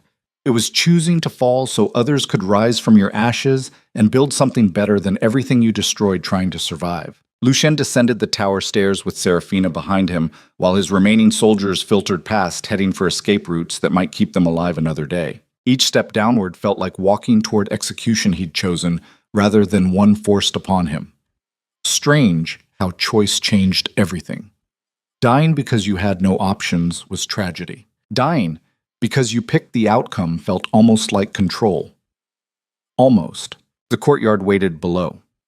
2,000 Viridian soldiers forming a semicircle around the tower base, with weapons drawn and expressions that suggested they'd already decided how this ended. Lord Marcus Viridian stood at the center, wearing armor polished enough to catch firelight from burning buildings. He looked like victory personified, confident, inevitable, the kind of man who'd spent years planning this moment, and now watched it unfold exactly as designed. Lucien reached the bottom of the stairs and stepped into winter air thick with smoke and the copper stench of fresh blood. Behind him, Serafina emerged from the tower doorway. Around them, the castle that represented 500 years of Blackthorn rule burned with methodical efficiency, while enemy forces occupied every strategic position. Complete tactical defeat. Total political collapse. Absolute surrender. Lucien walked forward and dropped to his knees in the center of the courtyard. The stones were cold beneath him, wet with blood from earlier fighting. He could see Captain Matthias's body still lying where it fell near the war room entrance. Good man, loyal, dead because his duke trusted the wrong person for 20 years. How many others had died because Lucien believed Aldrich's counsel? How many villages burned because he thought fear prevented chaos? How many lives destroyed because manipulation masquerading as wisdom convinced him that cruelty was just pragmatic necessity? The questions threatened to drown him, but he pushed them aside. Time for reckoning later. If later ever came. Right now, 32 soldiers were escaping through cliff passages, and his surrender bought them that chance. One good choice after 15 years of terrible ones. Maybe that counted for something. Lord Viridian approached with casual arrogance. He stopped 10 feet away and studied Lucien like a specimen under glass. Interesting. The ruthless Duke of Blackthorn on his knees. I thought I'd have to burn you out of that tower. My soldiers walk free. That was the agreement. And they are walking free. See how reasonable I can be when properly motivated? What happens now? Now? Viridian smiled. Now you die. Publicly. Slowly. In a manner that sends a very clear message to anyone who might consider opposing House Viridian's claim to the Northern Territories. You already have the territories. You took the castle. You broke my forces. You won. True. But winning isn't enough. I need people to understand what happens when you challenge my family. Your father humiliated my grandfather 40 years ago over a trade dispute, stripped him of title and land over 3 missed shipments. My family has waited 2 generations for this. So this is revenge. This is correction. And you get to be the example that prevents future corrections. Viridian gestured and 6 soldiers moved forward with chains, heavy iron links meant for prisoners who'd fight back. They grabbed Lucian's arms and wrists, binding him with efficiency that suggested extensive practice. Behind them, Seraphina stood alone near the tower entrance. 2 Viridian soldiers moved toward her. Leave her alone. Viridian glanced back. The girl? She chose to stay. That makes her complicit. She's a ward, collateral for a debt. She has no authority and no connection to Blackthorn politics. She stood beside you on that roof. That's connection enough. The soldiers grabbed Seraphina's arms. She didn't fight, just met Lucien's eyes across the courtyard with expression that said everything words couldn't. No regret, no fear. Just acceptance that sometimes standing for something meant falling together. Lucian felt rage ignite in his chest, not the cold, calculated anger he'd learned to weaponize over 15 years. This was something older, more primal. The kind of fury that came from watching someone hurt the only person who'd ever looked past his construction to see the human underneath. He surged upward against the chains. The soldiers holding him stumbled. One lost his grip entirely. Stay down, Viridian barked. Lucien drove his head into the nearest soldier's face. Bone crunched. The man dropped. Lucien spun and used the chains as a weapon, wrapping them around another soldier's throat and pulling until the man's face went purple. Viridian drew his sword. I said, stay down. Lucien kicked the choking soldier away and faced Viridian with chains dangling from his wrists like broken wings. His voice came low and absolutely lethal. Touch her and I'll kill every person in this courtyard before you manage to stop me. You're chained and surrounded by 2,000 soldiers. Then you better hope 2,000 is enough. For one suspended moment, nobody moved. The courtyard held its breath. Viridian soldiers gripped their weapons tighter, while their lord calculated whether killing Lucian immediately was worth the chaos that might follow. Then Seraphina screamed. Not pain, warning. Lucian spun and saw what she'd seen first. Movement in the smoke beyond the courtyard. Shadows resolving into shapes. Shapes becoming soldiers wearing colors that made his heart stop. Black and silver, Blackthorn colors. But his forces were scattered, broken. The soldiers who survived were escaping through cliff passages, not rallying for counterattack. Unless the smoke cleared enough to reveal the impossible. 500 soldiers marching in tight formation led by a woman Lucian recognized immediately. Commander Helena Frost, 40 years old, scarred, ruthless. She commanded the northern garrison at Raven's Keep, the fortress Lucian had built 8 years ago to defend against mountain raiders. She should have been 3 days' march away. Instead, she stood at the head of an army that had somehow arrived exactly when needed most. Helena stopped 50 yards from the courtyard. Her voice carried like iron striking stone. Lord Viridian, you're trespassing on Blackthorn territory. Viridian recovered quickly from his surprise. Commander Frost, how unexpected. I'm afraid you're too late. The castle has fallen and your duke has surrendered. I don't acknowledge surrenders made under duress. There was no duress. He knelt voluntarily to spare his soldiers. Helena's expression didn't change. Then he's an even better commander than I thought. But his surrender doesn't transfer authority to you. Blackthorn law states that in the event of the Duke's incapacitation, military command defaults to the ranking garrison commander. You're not the ranking. I am now. General Marcus Thorne died defending the eastern walls 2 hours ago. That makes me senior officer, which means this castle and everyone in it falls under my jurisdiction. Viridian's confident smile faltered. You have 500 soldiers. I have 2,000. The mathematics are clear. Mathematics don't account for morale. Your troops are tired from siege, mine are fresh and fighting to defend their homeland. Your supply lines stretch back across hostile territory. Mine are 10 miles away in fortified positions. You might win this fight, but it'll cost you 1,000 casualties and 3 more days of combat. Is holding this castle worth that price? The courtyard went silent except for crackling fire and distant sounds of collapsing structures. Lucien watched Viridian calculate. The man wasn't stupid. He'd achieved his objective, humiliating Blackthorn and seizing territory. Holding it against a prolonged military campaign would be exponentially more costly than the initial assault. Plus, Helena Frost had a reputation. She'd held Raven's Keep against raiders for 8 years without losing a single battle. Underestimating her was suicide. Viridian's grip on his sword tightened, then relaxed. Very well. Withdraw your forces and we'll discuss terms. No terms. You leave. Now. Every soldier. Every piece of equipment. You have 1 hour to clear Blackthorn territory, or I start killing everyone still here at 61 minutes. That's not negotiation. You're absolutely right. It's not. Helena gestured, and her 500 soldiers moved into combat formation. Archers knocked arrows. Infantry lowered spears. Cavalry positioned at the flanks. Professional. Disciplined. Ready. Viridian looked at his own forces. Exhausted from hours of fighting. Spread throughout the castle in occupation positions rather than defensive formations. Vulnerable. He'd won the battle, but was about to lose the war. His jaw clenched. This isn't over. Yes, it is. Viridian turned to his officers. Sound the withdrawal, my lord. That's an order. The Viridian soldiers began pulling back, slowly at first, then faster as Helena's forces advanced. Within 20 minutes, the courtyard cleared. Within 40, they'd abandoned the castle entirely and begun marching south toward their own territories. Helena waited until the last enemy soldier disappeared beyond the gates before approaching Lucien. She drew a knife and cut the chains binding his wrists. My lord, are you injured? Lucien rubbed feeling back into his hands. Nothing permanent. How did you know to come? We didn't. We were already en route when the attack happened. Why? Helena glanced toward Seraphina, then back to Lucien. 3 days ago, a message arrived at Raven's Keep, anonymous. It detailed Viridian troop movements and suggested an assault was imminent. I sent scouts who confirmed unusual military activity along the southern border. We mobilized immediately. Who sent the message? Unknown. But whoever it was knew details about Viridian's strategy that shouldn't have been available outside their war council. Lucien's mind raced. An anonymous warning about Viridian movement sent 3 days ago. Right around the time Seraphina arrived at Blackthorn Keep. Coincidence felt unlikely. He turned to Seraphina. Did you? She met his eyes. I sent letters before leaving Baron Vale's estate, to every garrison commander I could identify through his records. I told them I was concerned about Viridian activity and thought Blackthorn forces should be alert. Why?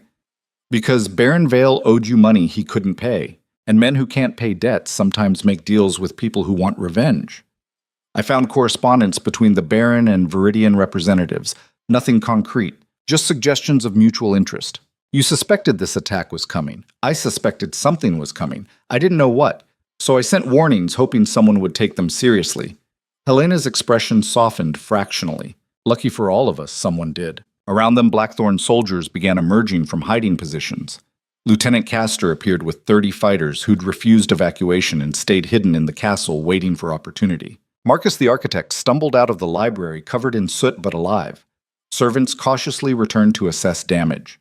The castle was wrecked but standing. The Duke was bloodied but breathing. The dynasty survived. Barely. Lucien surveyed the destruction. Bodies scattered across courtyards.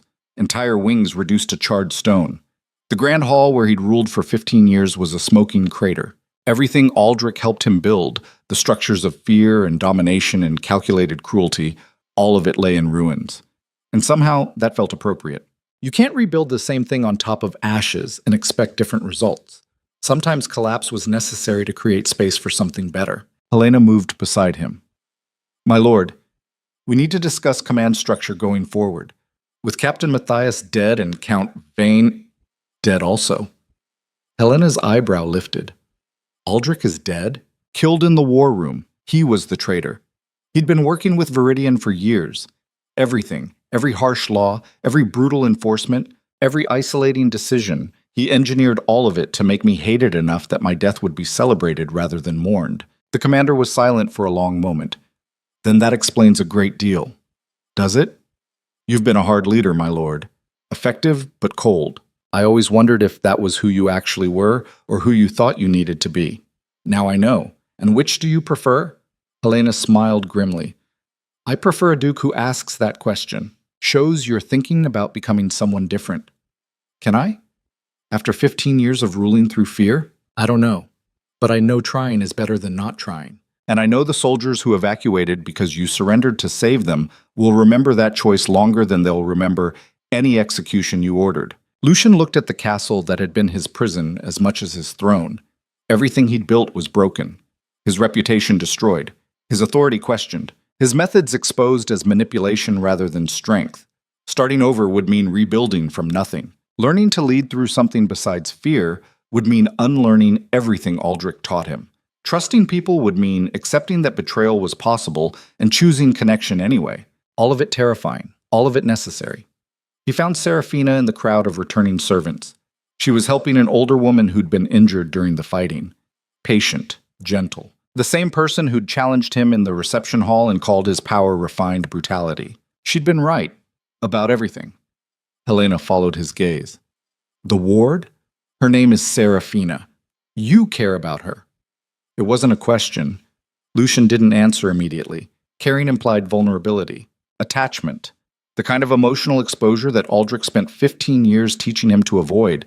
But Aldrich was dead and his teachings died with him. Yes, I care about her. Then you better figure out how to show it before someone else does. Helena walked away to organize recovery efforts. Lucien stood in the ruins of everything he'd known trying to figure out what came next. How did someone built as a weapon learn to be human? How did a duke who ruled through domination learn to lead through trust? The questions felt impossible. But Serafina caught his eye across the courtyard and smiled. Not a big smile, not dramatic, just a small, quiet expression that said she saw him. Actually saw him. Not the constructed Duke of Blackthorn, not the weapon Aldrich created, just Lucian underneath all the armor and fear, and somehow that made the impossible feel worth attempting. He crossed to her in long strides. The crowd parted instinctively, old habits dying slowly. Serafina looked up as he approached. Thank you. For what? The warning letters. Questioning my methods. Not running when you had the chance. All of it. I didn't do it for gratitude. Why then? Because everyone else was too afraid to tell you the truth, and someone needed to before the fear you created destroyed you completely. It almost did. Aldrich used that fear to isolate me from anyone who might have noticed his manipulation. So what now? Now I rebuild. Differently. If you'll help.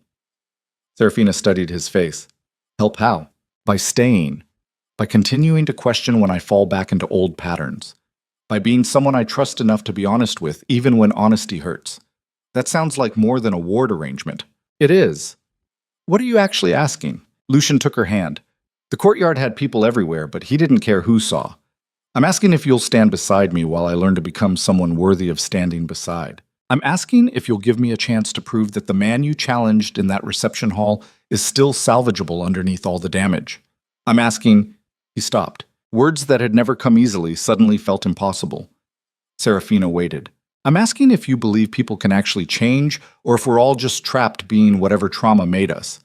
Her fingers tightened around his. I think change is possible for people brave enough to try. And I think you just proved you're brave enough by surrendering to save soldiers who'd expect you to let them die. That was desperation, not bravery. Sometimes they're the same thing. Across the courtyard, Helena shouted orders about securing the perimeter and establishing watch rotations. Lieutenant Castor organized teams to clear rubble and recover bodies. The machinery of survival grinding forward, because stopping meant death and forward momentum was all anyone had left. Lucian pulled Serafina closer. Around them, the castle burned and bled, and somehow kept standing because stone endured longer than the systems people built on top of it. When this is over, when we've rebuilt and established stability, I want to do something Aldrich would have called weakness. What? I want to marry you, publicly, in front of everyone who watched me rule through fear so they can watch me choose connection instead. I want them to see that the Duke they thought they knew is gone and someone different is trying to emerge.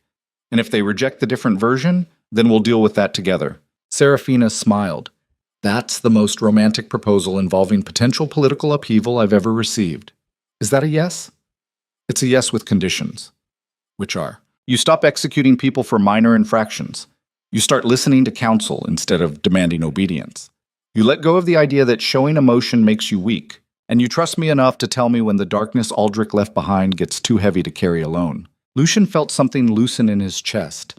All those conditions went against 15 years of training, against every instinct Aldrich cultivated, against the entire foundation of how he'd survived since his father died.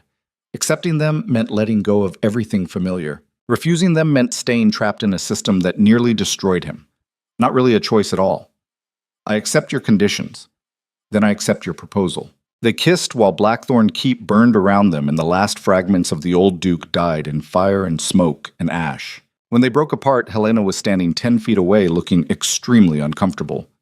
My lord, I apologize for interrupting, but we have a situation. Lucian straightened. What kind of situation? The kind where 300 Viridian soldiers just returned carrying white flags and asking for asylum. The Viridian soldiers stood outside the main gates looking exhausted and terrified in equal measure. They'd abandoned their weapons and removed their armor. Most were young, barely 20. The kind of troops pressed into service because their lord wanted numbers over experience. The officer leading them stepped forward. He was maybe 30 with a scar across his cheek and eyes that had seen too much violence too quickly. My name is Captain Garrett Stone. I served House Viridian for 8 years. After today, I won't serve them another hour. Helena positioned herself between the Viridian troops and Blackthorn forces. Why the sudden change of loyalty? Because Lord Viridian ordered us to burn civilian villages on our retreat south. Punishment for Blackthorn resistance. I told him civilians weren't combatants. He said resistance needed consequences, and anyone who refused the order would be executed for cowardice. How many refused? 300 of us. We left our weapons and came here because we'd rather face whatever justice you deliver than participate in slaughtering families who had nothing to do with this war. Lucian studied the Viridian troops. They looked genuine, frightened but determined. The kind of desperation that came from choosing conscience over survival. He knew that feeling intimately now. Helena leaned close and lowered her voice. My lord, this could be a trap. 300 enemy soldiers asking for entry right after we repelled an assault. It could be. But if it's genuine, we just gained 300 fighters who will be extremely loyal because we gave them asylum when their own lord would have killed them. And if it's not genuine, then we'll deal with 300 corpses instead of 2,000. Helena's mouth tightened. That's a significant risk. Everything worth doing is. Lucien walked forward until he stood directly in front of Captain Stone. The Viridian officer met his eyes without flinching. You're asking me to trust enemy soldiers inside my castle hours after enemy soldiers nearly killed everyone I care about. Yes, my lord. Why should I? Because you surrendered to save your troops. That's not the action of a tyrant. That's leadership worth following even if it means abandoning everything familiar. Lucian felt Seraphina's hand slip into his. Small, steady. A reminder that trust was risk worth taking. He made his decision. You can stay. But you'll be separated from Blackthorn forces until we verify your intentions. You'll surrender to interviews about Viridian strategy, and you'll understand that if this is a deception, the consequences will be absolute. Captain Stone saluted. Understood, my lord. Thank you. Don't thank me yet. Thank me if we're both still breathing in a week. The Viridian soldiers filed through the gates under heavy guard. Helena organized their processing with efficiency that suggested she'd done this before. Probably during the mountain conflicts. Lucien returned to the courtyard where reconstruction efforts continued. The scale of damage was overwhelming. Months of work ahead. Maybe years. Rebuilding walls was difficult, but rebuilding trust would be exponentially harder. Seraphina appeared at his elbow. You just accepted asylum requests from enemy soldiers. Aldrich would have executed them immediately. I know. So why didn't you? Because Aldrich's methods created this situation. Fear drove those soldiers away from Viridian, but it won't keep them loyal. Connection might, or it might get me killed. We'll find out. That's surprisingly optimistic for someone who just survived a coup and assassination attempt in the same day. Not optimism, desperation. I have to try something different because the old way nearly destroyed everything. Seraphina stepped closer. Her voice dropped. Are you okay? Actually okay? Lucien looked at the burning castle, the scattered bodies, the shattered throne room where Aldrich died confessing 20 years of manipulation. No, I'm not okay. I'm angry and betrayed and grieving someone who never actually existed. But I'm alive. And you're alive. And maybe that's enough to start building on. Thunder rumbled across the northern mountains. Storm clouds gathering like judgment, preparing to fall. We should get inside before... The explosion cut off Serafina's words. Massive, ground-shaking. Somewhere deep in the castle's foundation. Then another. And another. The courtyard erupted in chaos as soldiers scrambled for defensive positions. Helena shouted orders trying to identify the source. Lieutenant Castor ran toward the eastern wing where smoke billowed thick and black. Lucian grabbed the nearest guard. "What's happening?" The guard's face went white. "My lord, the armory. Someone detonated the powder stores." "How much powder?" "Enough to bring down half the castle." "Who?" The guard pointed toward a figure running across the courtyard. Viridian colors. One of the asylum seekers. Captain Stone's voice carried across the chaos. "It wasn't all of us. Some of Viridian's people infiltrated our group. They're sabotaging from inside." More explosions ripped through the eastern wing. Stone cracked. Walls collapsed. Fire bloomed orange against smoke-black sky. Helena appeared covered in dust. "We need to evacuate. The eastern foundation is compromised. If it falls, it'll take the central keep with it." "How long?" "Minutes. Maybe less." Lucien's mind raced through options. Evacuation would save lives, but abandon the castle. Staying would risk everyone. Splitting forces would weaken both groups. There was no good choice. Only terrible ones rendered slightly less terrible by speed and luck. He turned to Helena. "Get everyone out, now. Northern passages. Don't stop until you reach the cliffs." "And you, my lord?" "I'm going to the foundation. If the supports can be reinforced..." "My lord, that's suicide." "Then it's suicide. Move!" Helena ran. Lucien grabbed Serafina's hand and pulled her toward the castle entrance. She resisted. "You can't..." "Watch me." "Lucien, I'm not losing this castle to sabotage after everything else. If there's a chance to save it, I have to try. Then I'm coming with you." "No." "Yes. You don't get to sacrifice yourself alone anymore. That's what changing means." They ran into smoke and heat and collapsing stone while behind them Blackthorn Keep trembled on the edge of total destruction, and the Duke who'd ruled through fear 15 years made one final desperate choice. Save what could be saved or die trying, because sometimes the bravest thing wasn't surviving. It was deciding what you'd die for and choosing love over fear, even when fear had been your only language. For so long you'd forgotten any other way to speak. The foundation level of Blackthorn Keep was a maze of stone corridors and support pillars that had held the castle upright for 5 centuries. Now it groaned like a dying giant. Cracks spiderwebbed across walls. Dust rained from ceiling joints. Somewhere in the darkness, another explosion rumbled, and the entire structure shifted 6 inches sideways before settling with sounds that suggested temporary was all anyone could hope for. Lucian moved through smoke with Serafina's hand locked in his. Behind them, the route they'd taken collapsed into rubble, cutting off a retreat. Ahead, the corridor split 3 directions, and he couldn't remember which led to the main support chamber where the powder stores had detonated. Everything looked the same through smoke and failing torchlight. Left felt wrong. Right felt worse. Center might lead nowhere or might lead directly into fire. Choices rendered meaningless by insufficient information and time running out faster than thought could calculate probabilities. He picked center and ran. The corridor opened into a chamber 60 feet across, with a ceiling supported by 12 massive stone pillars. Half of them showed fresh cracks deep enough to see through. The western wall had collapsed entirely, revealing the mountain bedrock Blackthorn Keep was built into. And in the center of it all stood the remains of the armory powder storage. Destroyed. Completely. The explosion had been recent enough that fires still burned across scattered debris. Lucian recognized fragments of barrels that once held black powder reserves meant for defending against siege. 200 barrels. Enough destructive force to level half the castle when detonated simultaneously. Whoever planted the charges knew exactly what they were doing. Serafina coughed against smoke. Can it be saved? Lucian studied the damage with eyes trained by 15 years of military engineering. The pillars were compromised but not destroyed. The foundation showed cracks, but the bedrock underneath remained solid. If the fires could be contained and the pillars reinforced quickly enough, the structure might hold. Might. Maybe. Possibly if luck decided to show up after abandoning them all day. We need water. Lots of it. And timber to brace those pillars before the weight distribution shifts enough to trigger cascade failure. Where do we get... Lieutenant Castor emerged from the smoke leading 30 soldiers carrying buckets and lumber. The man's face was black with soot, but his expression showed the stubborn determination of someone who'd decided dying was acceptable but quitting wasn't. My lord. Commander Frost said you'd do something stupid, so she sent us to help. Smart woman. The smartest.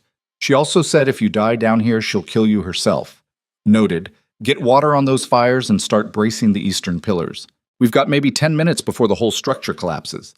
The soldiers moved with practiced efficiency born from years serving a duke who demanded perfection or death. Buckets swung. Water splashed across flames. Timber braces were wedged against cracked stone with hammers and muscle in desperate speed. Lucian worked alongside them.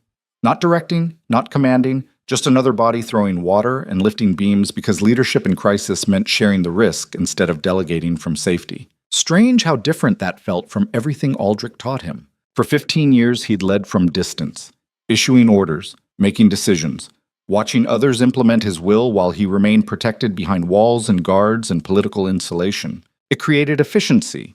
It prevented emotional attachment that might cloud judgment. It also meant he'd never actually stood beside the people he ruled, never shared their danger, never proven that his authority came from anything except inherited power and willingness to punish disobedience. Now covered in ash and bleeding from a dozen minor cuts, he finally understood what Seraphina meant when she said power without connection was just refined brutality. You couldn't ask people to die for you if you wouldn't die beside them. You couldn't demand loyalty without offering it in return. You couldn't build anything lasting on fear alone, because fear only worked until someone stopped being afraid. Another explosion rocked the chamber, smaller this time. Secondary detonation from leftover powder ignited by spreading fire. The eastern pillar cracked with sound like breaking bones. Everyone froze. The pillar held for 3 impossible seconds. Stone grinding against stone. Weight seeking equilibrium. The mathematical certainty of physics calculating whether structure could bear load or whether everything would collapse into catastrophic failure. Then it stabilized. Barely. Lieutenant Castor exhaled. That was too close. It's going to get closer. Keep working. The soldiers resumed bracing while Lucian moved to the collapsed western wall. Beyond it, the mountain bedrock showed evidence of old mining operations. Raveren's first duke had carved the original fortress directly into cliff face, using existing caves as foundation. Over centuries, his descendants expanded outward, building the castle that eventually became symbol of northern power. Now it was crumbling back toward those original caves like history eating itself. Seraphina appeared beside him carrying timber. Her dress was ruined beyond recognition. Her hair hung in tangled strands.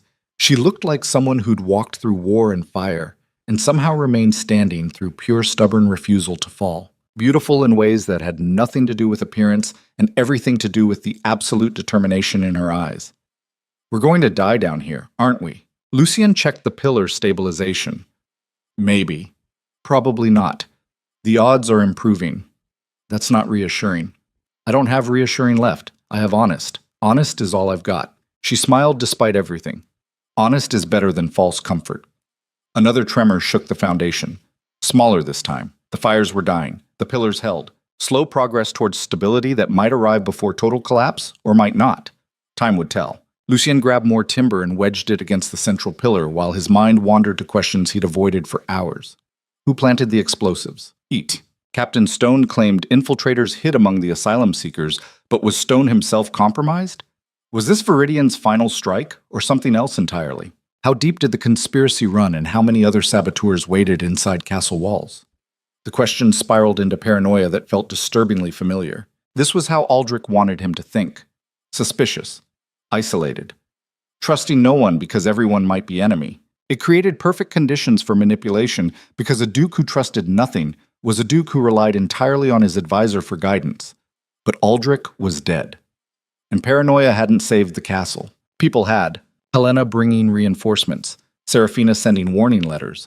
Lieutenant Castor refusing evacuation. Captain Stone choosing conscience over orders. 30 soldiers working in smoke and heat to save foundation stones they'd never see again because their duke stood beside them instead of above them. Connection built through shared risk. Loyalty earned instead of demanded. The opposite of everything he'd learned. Maybe that meant everything he'd learned was wrong. The fires died completely. The smoke began clearing. The pillars stood braced and stabilized. The chamber still looked like a battlefield, but the immediate catastrophic failure had been prevented through speed and collective effort, and luck finally showing up after staying gone all day. Lieutenant Castor approached. "My lord, I think we've got it contained." Lucian surveyed the damage. "For now. We'll need permanent reinforcement, stonemasons, engineers, months of work. But the castle stands. The castle stands. Castor smiled. That's more than I expected an hour ago. The lieutenant was right. An hour ago, everything was collapsing. The assault, the betrayal, the sabotage. Wave after wave of catastrophe designed to break Blackthorn power completely. They'd survived. Not through strength or fear or ruthless efficiency. Through people choosing to help when abandonment would have been easier. Lucian looked at Seraphina standing in the ruins of his foundation with soot on her face and determination in her eyes. She'd challenged him, questioned him, refused to bow when everyone else trembled. And when everything fell apart, she'd stood beside him anyway. Not because she had to, because she chose to. That choice meant more than 15 years of forced loyalty ever had. We should get back to the surface. Helena will want confirmation we're not dead. They climbed through damaged corridors toward daylight. The castle above ground showed extensive damage, but nothing irreparable. The eastern wing was destroyed. The grand hall collapsed. The towers stood but needed reinforcement. Reconstruction would take months, maybe years. But the core structure survived. Helena met them at ground level looking exhausted and relieved in equal measure. My lord, when you didn't return, I assumed that I died doing something stupid? Essentially, yes. Close, but not quite. The foundation is stabilized. We'll need engineers, but immediate collapse threat is contained. Helena nodded. Good. Because we have another situation. Of course we do. What now? Captain Stone found the saboteurs. 3 Viridian soldiers who infiltrated the asylum group. They're secured in the eastern courtyard awaiting your judgment. Judgment. The word carried weight. For 15 years, judgment meant execution. Swift, public, absolute. It sent messages. It prevented future challenges. It was efficient in the same way amputation was efficient for treating infection. But efficiency and wisdom weren't the same thing. Aldrich had taught him to conflate them, because a duke who prioritized efficiency over understanding was a duke easily manipulated through carefully framed advice. What would different look like? Lucien walked to the eastern courtyard with Seraphina and Helena. The 3 saboteurs knelt under guard. Young, terrified, knowing they'd been caught committing treason that traditionally carried a single punishment. Captain Stone stood nearby. When I searched my troops, these 3 tried to run. We found detonation equipment and maps of the castle's weak points.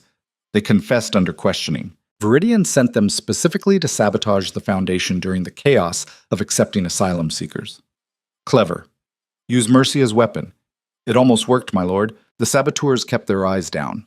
One was crying quietly. Another looked resigned to death. The third stared at nothing with expressions suggesting he'd already disconnected from whatever came next. Lucien studied them. 17, maybe 20, barely old enough to understand the full consequences of their actions. Probably pressed into service by commanders who threatened their families. Taught that following orders was survival and questioning orders was death. He'd seen that look before, in the mirror. 20 years ago, after watching his father execute 7 people he'd been told were enemies of the state.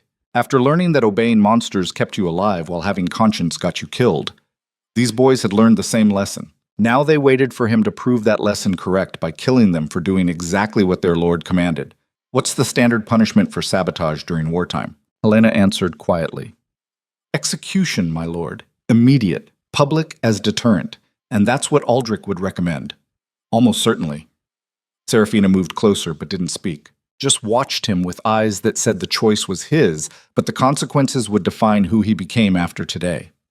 Lucien looked at the 3 boys waiting to die. Then he made a decision that would have been impossible 24 hours ago. Take them to holding cells, separate. Well guarded. No torture. No executions. My lord, Helena started, they're prisoners of war. They'll be held until we can arrange exchange with Viridian or until terms of peace are established. If they cooperate, they'll be treated fairly. If they attempt escape or further sabotage, the terms change. But I'm not executing children for following orders when I spent 15 years executing people for the same reason. Silence filled the courtyard. The 3 saboteurs looked up in synchronized disbelief. One started crying harder. Another whispered something that might have been thanks or prayer or simply shock that survival was possible. Captain Stone stepped forward. My lord, if I may, that's mercy beyond what they deserve. Maybe, but I'm done doing what people deserve, and ready to start doing what might actually create something better than endless cycles of revenge. The guards took the saboteurs away. Helena watched them go, then turned to Lucian. That was a significant risk. Showing mercy might be interpreted as weakness. By who? The same people who interpreted fear as strength and isolation as power? I've spent 15 years listening to that interpretation. It nearly destroyed everything. I'm ready to try different, even if different gets me killed. Helena smiled. Then you've already changed more than most people thought possible. Around them, soldiers began organizing reconstruction efforts, clearing rubble, treating wounded, accounting for dead. The grim mathematics of survival playing out in real time while smoke drifted across courtyards and fire consumed the last fragments of structures that couldn't be saved. Blackthorn Keep stood, but it would never look the same. Maybe that was appropriate. Seraphina took his hand. You made the right choice. Did I? 3 saboteurs live. Dozens of my people died. The mathematics don't favor mercy. Mathematics don't account for what those 3 saboteurs might become if given the chance. Or what kind of leader you become by choosing differently than expected. Or what Ravarin might look like if ruled by someone who learned when to fight and when to show mercy. Lucienne pulled her closer. I don't know how to be that person. Neither do I. But I know trying is better than staying trapped in what Aldrich created. They stood in the ruins while winter sun broke through smoke clouds for the first time all day. Cold light on cold stone. The kind of illumination that revealed damage honestly without softening edges or hiding cracks. Everything broken visible. Everything compromised exposed. Everything that needed rebuilding clear. Behind them, Helena shouted orders about defensive perimeters and supply routes. Lieutenant Castor organized burial details for soldiers who died defending the castle. Marcus the architect surveyed structural damage with eyes already calculating repairs. Life grinding forward because stopping meant death, and forward momentum was all anyone had. Lucian watched them work and felt something shift in his chest. For 15 years, he'd ruled from distance, above, separate, issuing commands and watching others implement them while he remained isolated behind walls, physical and emotional. Now standing in rubble with soot on his face and Seraphina's hand in his, he finally understood what Seraphina meant about power, without connection being refined brutality. You couldn't build anything lasting on fear because fear created obligation without loyalty. You couldn't demand sacrifice without offering it yourself. You couldn't lead people without actually knowing them as humans instead of assets to deploy or obstacles to remove. Aldrich had taught him to see people as components in machinery, replaceable, functional, valuable only in their utility toward maintaining power. But people weren't machinery. They were messy and complicated and capable of choosing connection over survival when given reasons beyond fear to stay. Captain Stone approached. My lord, the Viridian asylum seekers want to help with reconstruction. Should I? Let them. Anyone who wants to help gets assigned to clearing teams. If they prove trustworthy, we'll discuss permanent integration later. Some of your advisors won't approve. Good thing most of my advisors are dead then. Stone smiled grimly. There is that. Over the next 3 hours, the castle transformed from battlefield to construction site. Soldiers worked alongside former enemies clearing debris. Servants returned from evacuation shelters and began organizing food distribution. Marcus drafted preliminary repair plans while Helena established security rotations that incorporated asylum seekers under close supervision. Chaos organized into purpose. Destruction channeled toward rebuilding. The same energy that created war redirected into construction because people were capable of both depending on what their leaders asked from them. Lucien worked until his hands bled. Moving stones, clearing corridors, helping wounded to medical tents. Not because he had to, because everyone else was, and standing apart felt like betraying everything he'd learned today. Leadership meant sharing the burden. Power meant accepting that you earned it through action, not inheritance. Strength meant knowing when to ask for help, instead of pretending you didn't need it. All the lessons Aldrich never taught, because Aldrich needed him isolated and paranoid and convinced that mercy was weakness. Sunset arrived painting smoke-filled sky orange and purple. The temperature dropped. Soldiers lit fires and cleared courtyards while cooks organized meals from whatever supplies survived the assault. Not much. Enough. Barely. Lucien found Seraphina helping distribute blankets to civilians who'd returned after evacuation.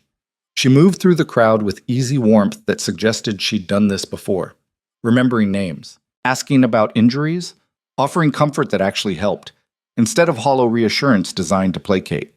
People responded to her differently than they responded to him. With them, she was Serafina, human, approachable, someone who listened. With him, they were still cautious, still measuring words, still uncertain whether the Duke who surrendered to save soldiers was real change or temporary performance that would revert to cruelty once crisis passed.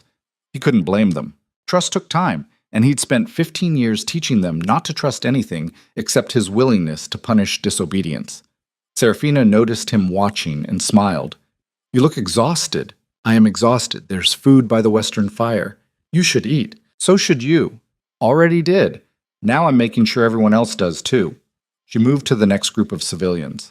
Lucian watched her go and felt something warm in his chest that had nothing to do with fire and everything to do with the realization that he'd found someone capable of being exactly what he needed most. Not someone who feared him, not someone who obeyed without question, someone who challenged him to become better while believing he actually could. That belief felt more valuable than any power he'd ever held. Helena appeared with 2 bowls of stew that smelled better than it probably tasted. She handed one to Lucian without ceremony. "Eat. You're no good to anyone if you collapse from exhaustion." Lucian accepted the bowl. "How bad is the damage assessment?" 30% of this castle is destroyed or too compromised to use. We lost 60 soldiers in the fighting. Another 40 wounded seriously enough they won't return to combat duty. Civilian casualties were minimal thanks to your evacuation order. And enemy losses? Viridian lost approximately 400 soldiers. Captain Stone's asylum group is 300. We've confirmed 20 infiltrators among them, but the rest seem genuine. The saboteurs you spared are talking, providing intelligence about Viridian strategy and leadership. So Mercy produced intelligence that execution wouldn't have provided. Helena nodded slowly. Apparently, though I'm still not convinced Mercy is sustainable policy. Neither am I. But I'm convinced fear isn't sustainable either, so we're trying different and seeing what happens. They ate in silence, while around them the castle settled into uneasy rest. Fires burned. Guards watched. Wounded groaned in medical tents, the sounds of survival playing out in real time. After a while, Helena spoke again. "Count Vane's betrayal. How are you processing that?" Lucian stared into his stew. "I'm not. Processing requires time, and I don't have time, because the castle is burning, and people need leadership, and falling apart isn't an option right now. That's not healthy." Probably not, but it's functional. Function without processing just delays the collapse. Helena, I'm not trying to force confession, my lord. I'm trying to remind you that you're human, and humans break when they pretend they don't need to grieve. Lucian set down the bowl. What do you want me to say? That discovering 20 years of trust was manipulation destroyed something fundamental? That every choice I made based on Aldrich's counsel now feels contaminated? That I don't know which parts of me are actually me versus his construction? Yes. Say exactly that. Why? Because pretending you were fine is what Aldrich taught you. And everything Aldrich taught was designed to isolate you. So saying you're not fine is the first step toward becoming someone different. The words settled between them like stones. Helena was right. For 15 years he'd hidden every weakness, every doubt, every moment of vulnerability because Aldrich taught him that showing humanity made him target for exploitation. But Aldrich was dead, and hiding had nearly killed him. I'm not fine. I'm angry and betrayed and grieving someone who never existed. I'm questioning every decision I've ever made, wondering how much was actually strategic versus manipulation I mistook for wisdom. I'm terrified that even trying to change is pointless, because maybe I'm too damaged to become anything except what Aldrich created. Helena nodded. Good. That's honest. Now what? Now I keep moving forward because stopping means everything Aldrich did wins, and I refuse to let that happen. The commander smiled. Then you're already more than his construction, because Aldrich never would have admitted vulnerability. She walked away, leaving Lucian alone with his thoughts and half-eaten stew that had gone cold while they talked. Around him the castle breathed with exhausted life, people sleeping, guards watching, fires crackling. The rhythm of survival that continued regardless of personal crisis or existential uncertainty. He found Serafina near the medical tents, helping change bandages on wounded soldiers. She worked with steady hands and gentle efficiency while soldiers who would have trembled under his gaze relaxed under hers. When she finished, she washed her hands in a bucket and walked over. You look like you need sleep. I need about 6 months of sleep. I'll settle for 4 hours. There's a room in the western tower that survived mostly intact. Lady Margrave prepared it. For both of us? Serafina raised an eyebrow. You just proposed marriage in a burning courtyard. I think sharing sleeping quarters is implied. Fair point. They walked through damaged corridors to the western tower. The room was small but clean, with a single bed and window overlooking the northern cliffs. Moonlight filtered through smoke, creating strange shadows on stone walls. Lucian sat on the bed and felt exhaustion hit like physical weight. Every muscle ached. Every injury throbbed. His mind kept replaying moments from the day. The attack. The betrayal. The surrender. The choice to spare the saboteurs. All of it swirling together into overwhelming realization that nothing would ever be the same. Serafina sat beside him. Talk to me. About what? Whatever you're thinking so loudly, I can hear it from across the room. Lucien leaned forward with elbows on knees. I'm thinking that I spent 15 years becoming exactly what everyone expected. Ruthless, cold, efficient.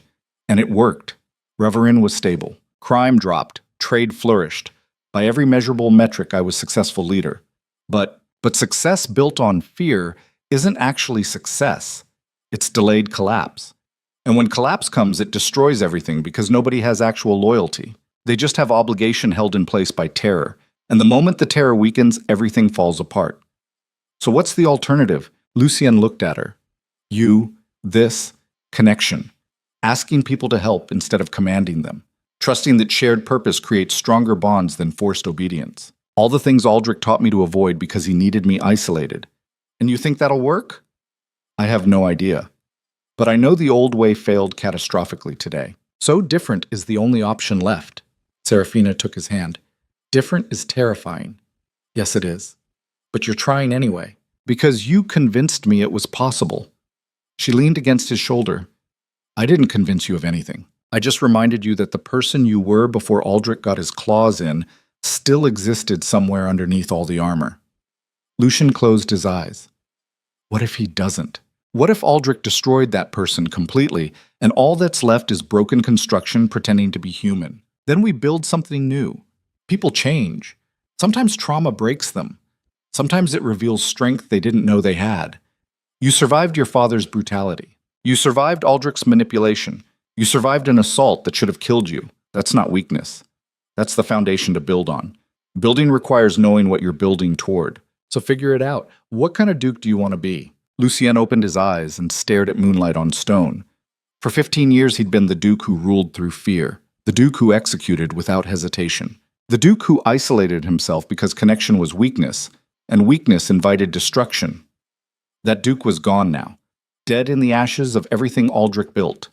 What remained was someone else, someone uncertain, someone willing to admit vulnerability, someone who'd rather risk trust than guarantee safety through domination. Someone who might actually build something worth preserving instead of just preventing collapse through controlled brutality. I want to be the duke people follow because they believe in where we're going, not because they're afraid of what happens if they don't. I want to build systems that work through shared purpose instead of enforced compliance. I want Revarin to become a place where strength means protecting people instead of dominating them. That's ambitious. It's impossible, probably. But it's a better goal than maintaining power for its own sake. Serafina kissed him, soft, gentle, without the desperation of earlier when death felt imminent. This was different. This was promise. Then we'll build it together. Impossibly, imperfectly, but together. They lay down on the narrow bed, fully clothed and exhausted. Outside the window, winter wind carried smoke across cliffs, while below in courtyards, people worked through night on reconstruction that would take months to complete. Lucien fell asleep holding someone who'd challenged everything he thought he knew, and somehow convinced him that changing was possible, even when change felt like dying. 3 months later, winter began releasing its grip on Revarin. Snow melted from the cliffs surrounding Blackthorn Keep, revealing stone that hadn't seen sunlight since autumn. The castle stood rebuilt in places, still damaged in others, transformed entirely in spirit. The Grand Hall remained collapsed, but construction crews worked daily on foundations for something different, smaller, less imposing, designed for governance instead of intimidation. Lucien walked through the western courtyard reviewing progress. Workers called greetings instead of falling silent when he passed. Not everyone. Some still watched him with cautious eyes, remembering 15 years of ruthless efficiency. But enough people treated him as leader instead of tyrant that the difference felt tangible. Marcus the architect appeared with updated plans. My lord, the new council chamber should be finished by summer. We've incorporated the design changes you requested. Windows, 12. Large. So sessions are visible to anyone who wants to watch. And the throne? Removed entirely. Replaced with a table where you'll sit with council members as equals. Lucian studied the plans. Aldrich would have hated this. Marcus smiled. Good thing Count Vane isn't here to object. The architect left. Lucien continued his walk. The castle had transformed over 3 months of intensive reconstruction, not just physically, but culturally. Soldiers trained together with former Viridian asylum seekers who'd proven loyalty through months of hard work. Servants spoke more freely. Civilians brought disputes to magistrates instead of living with injustice for fear of attracting ducal attention. Small changes. Incremental progress. Evidence that different was actually possible when enough people committed to trying. Helena found him near the training yards. My lord, the delegation from House Viridian arrived an hour ago. They're waiting in the temporary council room. Already? They weren't expected until tomorrow. Apparently Lord Viridian is eager to finalize peace terms. Because he's genuinely interested in peace, or because 3 months of guerrilla warfare along his southern border is more expensive than he anticipated. Helena's expression suggested the second option. Either way, he's here, and he brought his son as gesture of good faith. His heir? That's significant. Very. Suggests he's actually serious about lasting peace instead of temporary ceasefire. Lucian headed toward the council room. 3 months ago, Viridian forces had retreated south after the failed assault. But retreat wasn't surrender.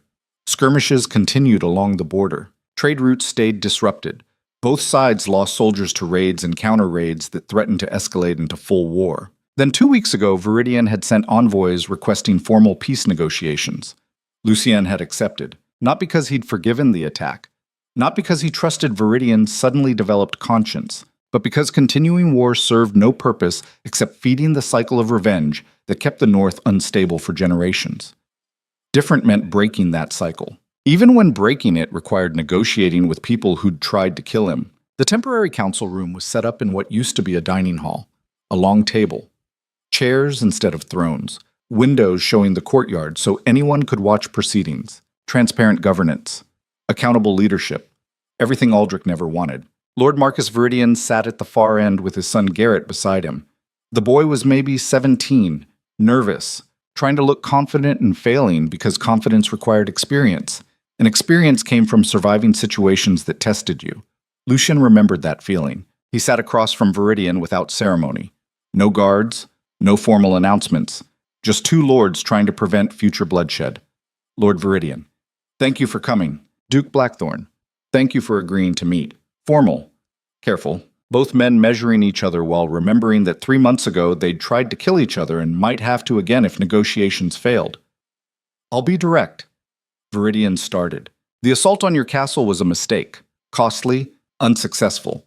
Built on intelligence provided by sources who turned out to be pursuing their own agenda rather than Viridian interests. You're referring to Count Vane. I am. He approached us years ago suggesting cooperation would serve mutual benefit. We were skeptical, but he provided information that proved accurate. Over time, we trusted his counsel. That trust was misplaced. He manipulated both of us. Viridian nodded slowly. When your forces revealed his betrayal, it became clear that neither of us were actually enemies. We were weapons pointed at each other by someone who wanted us both destroyed. And now? Now I'm proposing peace. Real peace. Not ceasefire that lasts until one side recovers enough to attack again. Trade agreements. Border cooperation, mutual defense against external threats. In exchange for recognition that the assault was misguided and compensation for damages.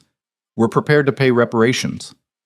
Reasonable, documented, spread over time to avoid destabilizing our own economy. Lucien considered. 3 months ago, he would have demanded total capitulation, complete surrender, public humiliation. Everything Aldrich taught him about extracting maximum advantage from defeated enemies. But Aldrich was dead, and his teachings died with him. Different meant accepting that sometimes enemies could become allies if both sides chose future over past. I'll accept reparations under specific terms. Financial compensation for reconstruction. Return of Blackthorn soldiers captured during fighting. Written acknowledgement that the assault violated established treaty. and one additional condition, which is your son stays here. 6 months. Not as prisoner, as ward learning Blackthorn governance, building relationships with our people, so next generation knows each other as humans instead of enemies. Viridian's face tightened. You're asking me to trust you with my heir. Yes, the same way Baron Vale trusted me with his ward. The older lord glanced at his son, then back to Lucian. And if I refuse, then negotiations continue. Or don't. But I'm done perpetuating cycles where children inherit their parents' hatred. If we want actual peace, we need to invest in relationships that survive longer than current leadership. Silence filled the room. Garrett Viridian spoke for the first time. Father, I'll stay. The older Viridian studied his son. You understand what this means? I understand that you've told me my entire life that Blackthorn was our enemy. But sitting here listening to Duke Lucian propose peace through connection instead of domination, that's not enemy behavior. That's leadership worth learning from. Lord Viridian's expression cycled through several emotions before settling on reluctant acceptance. Very well, 6 months. But if harm comes to him, it won't. You have my word. The word of a duke known for ruthless efficiency. Lucien met his eyes. The word of a duke learning to be better than his reputation. After a moment, Viridian extended his hand across the table. I accept your terms. They shook. Formal peace sealed through physical contact and mutual risk, because trust required vulnerability, and vulnerability required believing the other person might actually honor their commitments. Different, terrifying, absolutely necessary. The wedding took place 6 weeks later in the reconstructed chapel on the cliffs overlooking the sea. Small ceremony. Maybe 200 guests. Nobles who'd survived the assault. Soldiers who'd fought beside their duke. Civilians who'd returned after evacuation. People who'd chosen to stay when leaving would have been easier. Serafina wore silver white velvet, the same color she'd worn to the Winter Sovereign Ball that started everything. But this time not by accident, by choice. Claiming the color that historically belonged only to ruling Duchess because that's what she was becoming. Not collateral, not ward, Duchess, partner, equal. Lucien stood at the altar, wearing black as always but without armor. Just formal clothing that suggested authority without threatening violence. Beside him stood Lieutenant Castor as witness. Across from them, Helena represented Serafina's side because the ward had no family left except the people who'd chosen to become family through shared danger. The magistrate conducting the ceremony was elderly, 70 at least. He'd served under 3 dukes and seen Ravarin cycle through chaos and stability and chaos again. When he spoke, his voice carried weight of someone who'd watched history repeat and desperately hoped this time might be different. Marriage is more than contract. It's promise made publicly so community holds you accountable. It's choosing someone daily even when choosing becomes difficult. It's building together knowing that building requires tearing down old structures that no longer serve their purpose.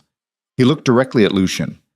Duke Lucian Blackthorn. Do you take Serafina Vale as your Duchess, knowing that doing so means sharing power you once held alone? Lucian met Serafina's eyes. I do. And do you promise to rule together? To listen when challenged, to change when change is necessary, to remember that strength comes from connection rather than domination? I promise. The magistrate turned to Serafina. Serafina Vale. Do you take Lucien Blackthorn as your duke, knowing that doing so means sharing burden of leadership you never asked for? I do. And do you promise to challenge when necessary, to support when needed, to remind him daily that power without conscience is refined brutality, to stand beside him while he becomes someone worthy of standing beside? I promise. The magistrate smiled. Then by authority granted through 5 centuries of Blackthorn tradition and witnessed by people gathered here, I declare you bound not just by law but by choice. Duke and Duchess, partners, equal. They kissed while 200 people applauded, and winter sun broke through clouds painting everything gold. Outside the chapel, celebrations spread through courtyards. Food appeared from kitchens working overtime. Musicians played. Soldiers danced with civilians. Former enemies drank together while discussing reconstruction projects. Ravarin beginning to heal. Slowly, imperfectly, but genuinely. Lucien stood with Serafina watching people celebrate and felt something he hadn't felt in 20 years. Not happiness exactly. Something quieter. Something that felt like peace earned through surviving absolute destruction and choosing to build different from the ashes. Helena appeared with wine. To the Duke and Duchess. May your rule be long and significantly less violent than the last few months. They drank. Around them, the celebration continued into evening. Fires lit, stars emerged. Winter cold settled, but people stayed warm through proximity and shared joy that came from surviving terrible things together.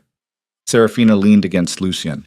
What are you thinking? That 3 months ago I was ready to die in a collapsing castle, believing everything I'd built was destroyed. And now? Now I'm married to someone who challenged me to become better, standing in a castle rebuilt through cooperation instead of fear. Watching people celebrate peace they helped create. It feels impossible. Impossible, but real. Yes. So what comes next? Lucien looked across courtyards where reconstruction continued. Walls still damaged, towers still compromised. Years of work ahead rebuilding everything Aldrich's manipulation destroyed. But also opportunity. Chance to create something different, better. Built on trust instead of terror. Next, we keep building. We make mistakes. We learn from them. We treat people like humans instead of assets. We rule through connection. And when I inevitably fall back into old patterns, you remind me why different is worth the difficulty. That sounds exhausting. It absolutely is. Still willing? Serafina kissed him. Always. They stood together while winter gave way to early spring, and Ravarin began the long, slow work of transforming from territory ruled by fear into community held together by choice. Years later, scholars would debate whether Duke Lucien Blackthorn actually changed or simply learned better performance. Whether mercy was genuine or calculated. Whether connection was real or pragmatic strategy dressed in emotional language. The people who lived through the transformation knew the truth. Change was possible even for people built as weapons. Redemption was real for those willing to face what they'd become and choose differently. And sometimes the bravest thing wasn't surviving through domination, but learning to trust that vulnerability could be strength if you found people worth being vulnerable with. Blackthorn Keep stood on its cliffs for another 500 years, but it never ruled through fear again, because the Duke who learned that power without conscience was refined brutality taught his children and grandchildren that true strength came from knowing when to fight and when to show mercy. And Ravarin remembered.